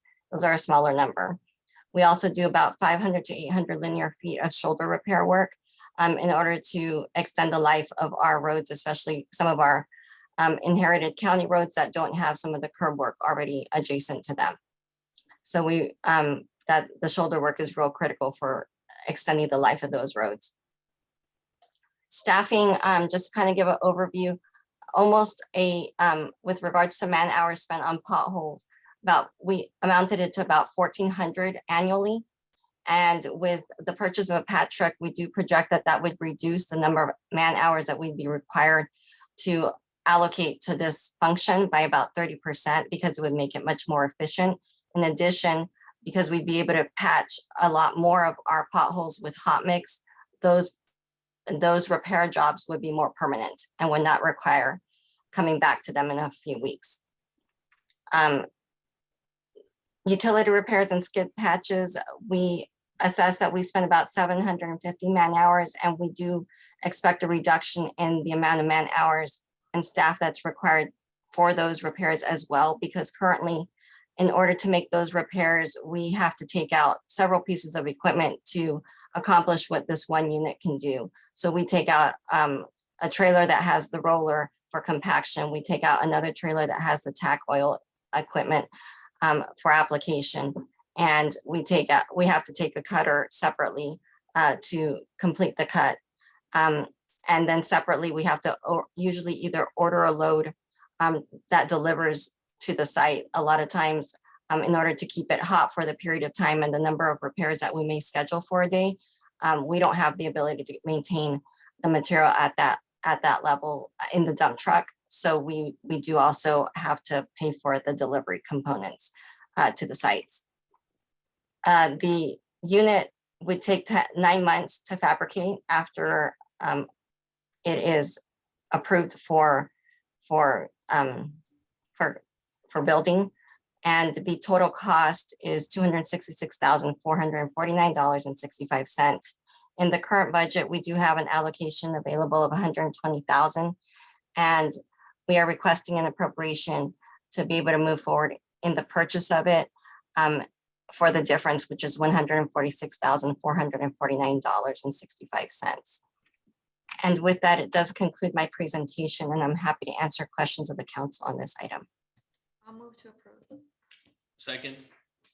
Madam Clerk, I'm sorry. Can we get I'll go ahead and take roll. But Councilmember, can get to the mic, I can barely hear you. You're cutting off a lot. So Councilmember Delgado, Yes. you said I'm cutting out. Yeah, Can you hear me now? yeah, it's better. Okay, Councilmember Delgado, Yes. Councilmember Galarza, Aye. Mayor Pro Tem Gonzalez. Aye. Thank you. Okay, we'll move on to item number 21, designation of voting delegate and alternates to the to the League of California Cities Annual Conference and Expo. Who will be going to that? I'll be going, and if anyone else is not interested, I'd love to represent the city. I will be going, and I have no wishes to represent the city. Done that before, so I'd be happy that you do that. I'm attending, but I don't, you can fill that seat. Do you, if something happens, you want to be secondary? Okay, I'll be listed as the alternate. Okay. All right, that works. What's gonna happen to me? Nothing. Yeah, I'd love to go. I don't know. I just want to, have a second plan, amigo. I'm just messing. Have you looked in? Yeah. Okay, so we have a designation, right? We have to vote on that. Correct? Let's vote on it, yes, for the Okay. record. Yeah, so on the agenda, we have two alternates. Are we going to just go with one alternate? What Josie's here, so she could be the other. I'll alternate. be the second alternate Okay. if needed. Correct. Yeah. Okay, do we have a motion?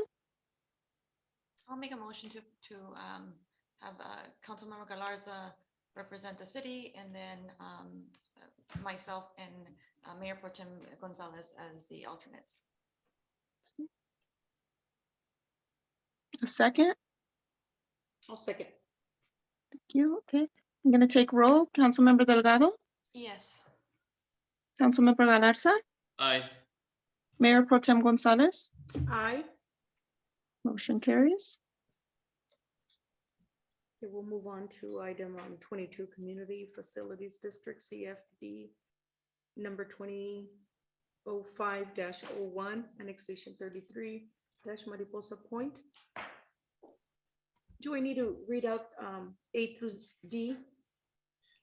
No, you could just call the item. Okay. Yeah. Okay, good evening, Madam Mayor Pro Tem and members of the City Council. Gabriel Perez, your Development Services Director. I have a quick presentation. I've seen in some of our proceedings before that the public hearing is already open. And so I would just advise the Mayor Pro Tem, if you could open the public hearing. I'll give a presentation and then we'll hear from any comments or protests regarding the special election. Perfect. Okay, it is 8:30 and we will open public hearing, any public hearing, people that want to present. I think we're gonna close it. Are we? Well, we have to open it first, though? We're going to open it, keep it open for the presentation and then to the extent we have any comments, correct? And then for the public hearing, we probably should wait for the council to return. To come back, okay. So we'll just, hold on. Okay, so we're opening the public hearing at 8:31 PM. Yes. Correct. And we'll wait for Councilmember Galarza to return from a quick break.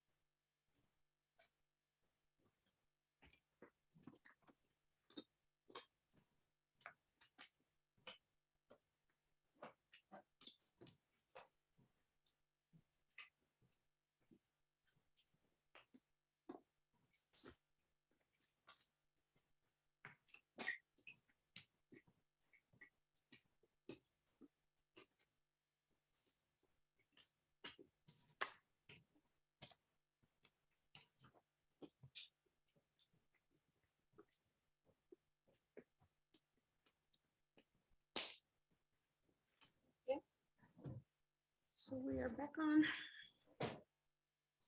record. Okay, I'll resume. Seeing Yes. the city council member back. Yes. Okay, so some quick background. 2005, the city council established the CFD citywide, and that's for the special tax for police service, fire, and paramedic services, where new dwellings started paying $663 for police service and $405 for fire and paramedic services. It's adjusted for CPI after July 1st of 2022. The current assessment is $1,249.40 per unit. The subject of the annexation today is called the Mariposa Point development. It is currently being developed by D.R. Horton. This is the property that's 37.3 acres at Avenue 50 and Calhoun Street, the southeast corner that the city did sell to D.R. Horton. 155 lots are finished lots, and they were recorded in 2006. D.R. Horton owns most of the lots in this subdivision, but there are 24 lots owned by the Coachella Valley Housing Coalition that would be future construction for single-family affordable housing units within the development. And look to your right on the slide, that gives you an example of the models that D.R. Horton is planning to build. Currently, there are foundation pads that have been constructed, and they're going to pursuing framing pretty soon.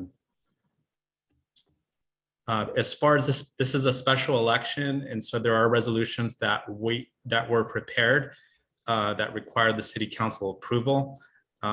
So the city council will need to approve resolution 2022-50 to determine the validity of the prior proceedings, but also approve resolution 51 to call the special election, where you will, I believe the city attorney will take that role in opening the ballots. And there should be 2 ballots for the 2 property owners, and we'll indicate what the results of those that special election is. And then you'll need to certify or canvass the results after that, and then approve an ordinance, the first reading 1194 for this hearing. That's the end of my staff report, and Mayor Pro Tem, if you need assistance throughout the process, I believe I can assist you, and as well as the city attorney. Thank you. Okay, so we start have the with public city hearing clerk. open. If we have anybody in the audience who would like to comment on this item, right now is your opportunity to do so. Also, if there's anybody online as well that wants to comment on this item.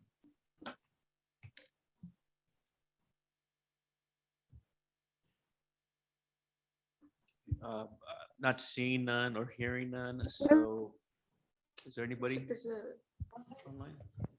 I don't see any either. no. Okay, so as such, we can now close the public hearing.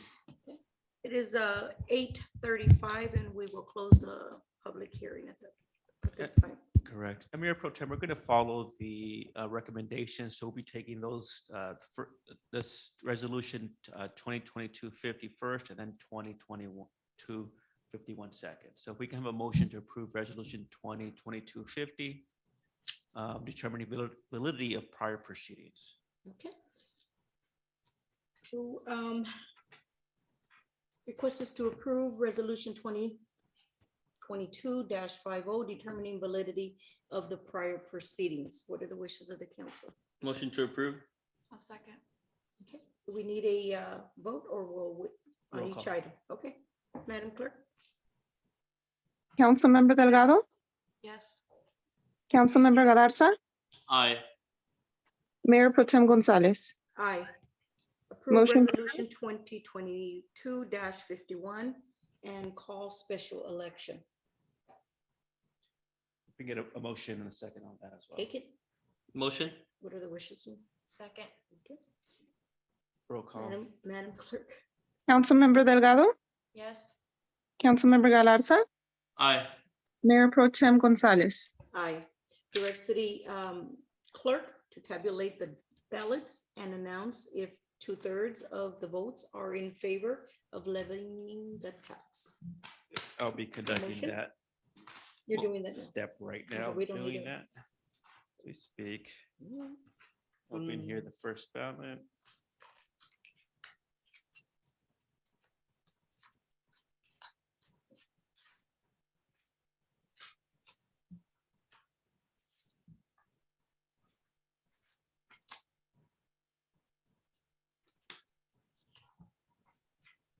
Have the first ballot here, signed on behalf of Vicky Sullivan, and it's a yes vote.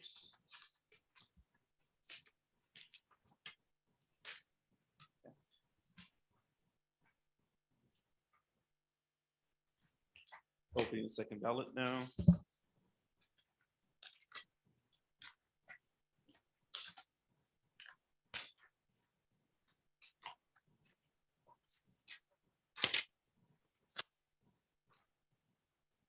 The second ballot, landowner Coachella Valley Housing Coalition, signed on behalf of Pedro Rodriguez. And it's a yes vote.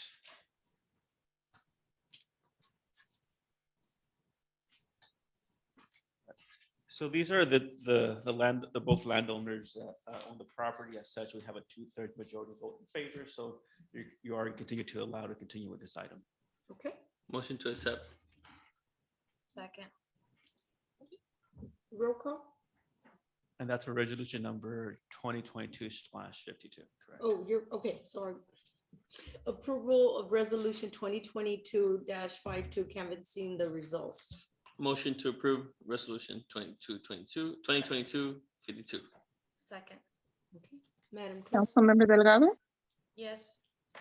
Councilmember Galarza, Aye. Mayor Pro Tem Gonzalez, Aye. And the last item here is approve first reading of the ordinance 1194. Do we have, what are the wishes? Motion to approve. Second. Okay, Madam Clerk, move a first, second. okay, does our attorney have to read it for the first reading? I will be reading that. I can do Okay. that now. It's an ordinance number 1194 on behalf of CFD number 2005-01, authorizing the levy of a special tax within annexation area number 33 and next to said district. First reading. Thank you. Okay, I'll go ahead and take roll. Councilmember Delgado, Yes. Councilmember Galarza, Aye. Mayor Pro Tem Gonzalez. Aye. Motion carries. Okay. So item 23, JJWR Holdings Manufacturing and RV Storage Project dash tentative partial map number 38218, conditional use permit number 354, architectural review number 21-07 for the construction of 25,750 square feet industrial building to create up to 32 warehouse condominiums and 8 office condominiums on a 3.29 acre site at 53457 and 53459 Enterprise Way. The applicant is JJWR, LLC. Okay, thank you, Madam Mayor Pro Tem and members of City Council. Gabriel Perez again. This item is a proposal for 2 industrial buildings consisting of 25,750 square feet. The applicant has proposed 32 warehouse condominiums and 8 office condominiums. And this is a site that's 3.29 acres, consists of 2 properties. Here's a vicinity map that shows where this location is. So again, I mentioned it's 2 properties. 3.29 acres total. It's in sub area number 7 of the general plan. It's close to the northwest corner of Avenue 54 and Enterprise Way in the city's industrial park. So the applicant is actually has an operation in the city of Indio. That operation is called Eurotech. They manufacture decorative paneling systems that you would see in the interior of commercial and residential buildings. And so based on the invitation from the applicant, I was able to see their operations. And these are some photographs of what they do at their location in Indio. The applicant has stated that their existing operations are too big for their facilities, and they're looking to relocate to expand the capacity of their operations. So you can see these photos, the panel systems that are stacked up and some of the machinery that's used for the production of the decorative paneling. So again, some of the machinery and a lot of the wood panels that are used for that system. These are some photographs that show you the final product of what's produced by this company. And so it kind of shows you that decorative paneling of what's created after the fact. It's also been used as for decorative TV sets. Here's the site plan for the proposed development. Again, 2 industrial buildings that are proposed towards the center of the property. And it would be completely surrounded by driveways on both sides and in between the 2 buildings. And there would be individual warehouse spaces within each of the buildings. So there would be a total of 16 warehouses per each building, and then offices towards the front of the building. There's 3 points of access that are proposed, 3 driveways, and it is a gated entry at all driveway entrances. And there is parking proposed around the perimeter, of the project, and it does meet the parking requirements of the city. Trash enclosures in the rear. Here's a floor plan, so it gives you an idea of what the warehouse configuration does look like inside the building. again, the 16 warehouses per building. There is individual access on the sides of the building. The office buildings portion is actually a two-story part of the building. So there's a first floor offices, and then there's a stairway to second floor offices. And there's a restroom that serves the offices in the front. And there's a restrooms on the second floor, restrooms in the rear of this building. Here's a front elevation of the proposed industrial building. And so the applicant does propose a combination of block as well as what's called a Kingspan panel system that would be like insulated a metal along the facade. The applicant is required to screen rooftop equipment, which they would do behind a parapet wall. These are the site elevations. The site elevations consist mostly of corrugated metal cladding at the side. There would be some slight decorative elements, which would be these color bands around the sides of the building. The maximum height of the building is 25 feet. And this is the rear of the building that shows you some of the roll-up doors that are proposed for the project.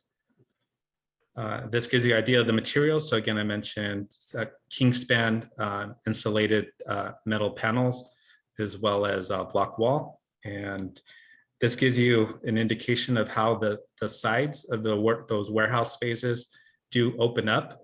So they actually slide open as it shows in the figure below. The landscape plan is consistent with our zoning ordinance, and they provide a combination of trees, landscaping with shrubs and also palm trees. So it's pretty layered with shade trees, palm trees, and shrubs along the frontage of the project. That's where most of the landscaping is, but they do propose landscaping throughout the site plan. These are examples of the landscaping trees that are proposed, shade trees and palm trees, and then a variety of shrubs and plants that are proposed. As far as zoning consistency, the heavy industrial zone does indicate that all uses in the MS zone may be permitted. Now, it doesn't specifically say all conditional uses. And so we had presented this as an interpretation to the Planning Commission to see if all uses also mean all conditional uses of the MS zone. So the MS zone states that mini storage can be permitted. So we have permitted RV storage as a conditionally permitted use. For example, the Lux Store RV storage that is on Oats Lane has been permitted through that interpretation. So the Plan Commission did recommend that the mini storage or RV storage could be permitted as a conditional use. And that's why the conditional use permit is requested by the applicant. Because one of the things I didn't mention is that the second building, the applicant does intend to use for the purposes of RV storage.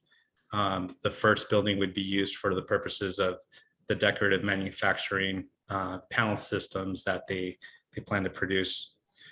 So the zoning consistency here under the MS zone, manufacturing service, does state that mini storage warehouse would be a conditional a use. As far as consistency with zoning, the project is consistent with parking, lot requirements, height, and as well as the minimum landscape requirements. They are consistent. As far as the general plan consistency, the vision for this sub area does indicate that there should be a diversity of job producing uses. If it was the RV storage alone, staff would be concerned that this may not be a job producing use. But because the manufacturing is proposed with the decorative paneling, that staff can support this because that would occupy 50% of the site. And this project is always conditioned to ensure that there's 50% of the use is a job producing use. Staff determined that the proposed project is an exempt project according to the California Environmental Quality Act. as it qualifies as an infill development project. It is a project that's under 5 acres in size. Staff does recommend that the Plan Commission adopt the resolution approving the tentative parcel map. That would be for the condominium that the applicant proposes for each of the warehouses in the 2 buildings, as well as a resolution approving the conditional use permit and architectural review for the 2 buildings. Therefore, recommending approval of the industrial development as proposed. And that's the end of my staff report. The applicant for JJWR, I believe, is in the audience. And if you have any questions, I'm available to answer any questions, and I believe they are as well. Any questions, council? I don't have any questions. Does the applicant have any any comments or?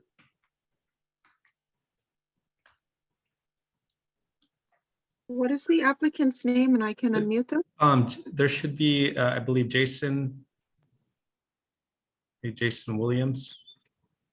I'm not sure if I see any, or Egan, Ben Egan. Oh, give me just a moment. And I don't think I see either of them in the audience, but I see a phone number as well. We could, if they're not here, it's okay. Make a motion to approve. I'll second. I'll take roll. Councilmember Delgado, Yes. Councilmember Galarza. Oh, I'm sorry, but this is a public hearing, right? We need to open the public hearing. Reopen it and then. Okay, so it is 8:50. We're going to reopen the public hearing. Are there anyone here to make a comment? Online, in person? I do not see any hands on my end. Zoom, and there's no one in person, and we can go ahead and close it. 5:51, we will close the public comment. Okay, so we have a first and we have a second. You want to take roll call, Okay, Madam Clerk? perfect. I'll go ahead and take roll now. Yes, Councilmember Delgado, Yes. Councilmember Galarza, Aye. Mayor Pro Tem Gonzalez. Aye. We are at public Motion carried. comments. We did- Excuse me? We did public comments at 8 o'clock. Oh, you're right. Okay, so we're at reports and requests. Councilmember Galarza, do you have any reports? No, nothing specific comes to mind. We're excited for, congratulations to all the graduating seniors of Coachella Valley Unified School District and neighboring districts. And those that, return to school in adult schools and other forms of education, you're completing it, just showing the next generation that everything's possible. So congrats and those that are, here for the summer and off to college. Know that you have a lot of folks here rooting for you. And a lot of us have been in your shoes. So there any way that we could be supportive in your journey that we once went through, and we know it's not easy, feel free to reach out. That's what we're here for, and that's why we serve in these positions that we serve. But besides the, my congratulations to them, and thanks to all the teachers that, had a very, long year and very trying year adjusting to the new normal. I know with the gun violence that has happened in schools across America, your job is not easy, and as parents, after the shooting in Uvalde, I know that we, a lot of us parents have dropped off our kids the next day for award ceremonies, and their last week in school, it was very, very tough, and we're with you, and we call our legislators to continue fighting for more strict gun restrictions, that an 18-year-old boy should not be access to AR-15s the day of his birthday, and credit over nearly $10,000 on guns that are used to massacre our kids, and that our police officers were not able to defend themselves against this man, even though they met him outside the schools. And so as a council member, as an elected official and leader of the community, we call our federal representatives to take a stronger action on setting federal regulations for states like Texas, where their state legislators are failing them. So we're with you. Thank you.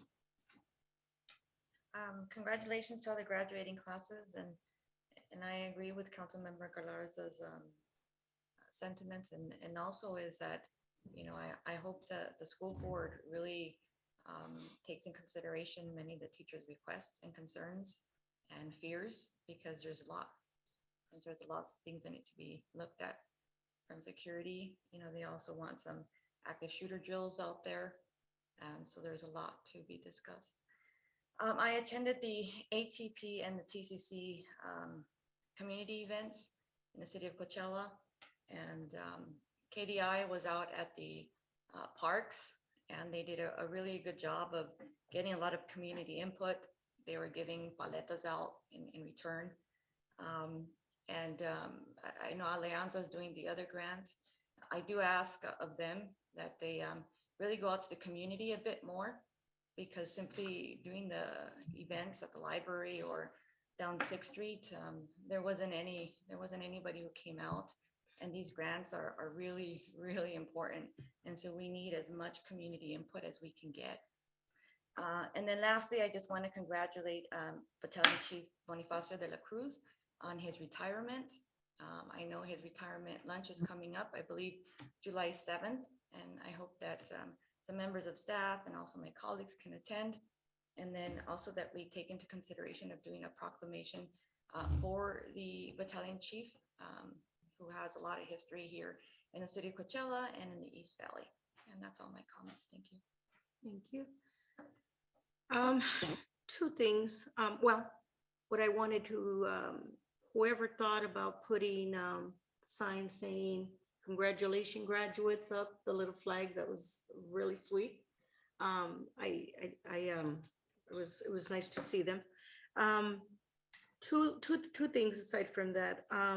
I had a constituent contact reach out to me, and I believe Lieutenant Vasquez is on Zoom, but he complained about noise at night, noise throughout the night and into the morning, 3 a.m. He's made numerous complaints and called in calls to law enforcement asking them to respond. And from what he's been told is that they do respond. The minute that the officers leave, the music goes back on. It is incredibly difficult. He says it's difficult because it disrupts his ability to get good rest, to be able to get up and work. Says it starts on Thursdays and it goes into Sundays. Isn't as bad, but between Thursday and Saturday, there's he says there seem to be the same people that continue to do it.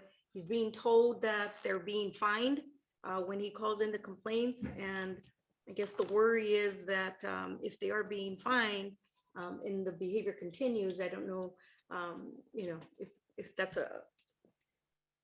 that's actually even curtailing, if that's actually the case that they are being fined.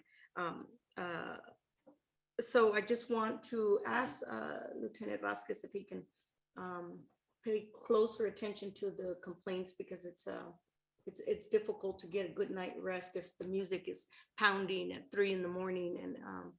and it's not a good quality of life. A second constituent came to me and asked again about the idea of opening up the kitchen at Bagduma Park to allow locals who depend on their skills to be able to make some money to feed their children, and allowing there to be a public kitchen. I know we talked about it. I know I specifically discussed this in the past, and I really would like to put some effort in the staff to see if that's a possibility. I know that other cities do that throughout California, and I think that is a good way to use that space. It's not really being used. I know they use it for the summer school, but I would like to see that that public space being used to its fullest abilities. And I think that that would help a lot of families to be able to cook their meals in a approved kitchen, and then in turn sell their meals to people so they can in turn feed their families. So if we can ask the staff to look at that again. Other than that, I just want to say that, I don't think anyone in this room would disagree that we are in need of common sense gun law reform. Simple stuff that about what 80% of people in America agree with, and yet it's not happening. So just, again, to talk and give some space to talk about the need for gun reform.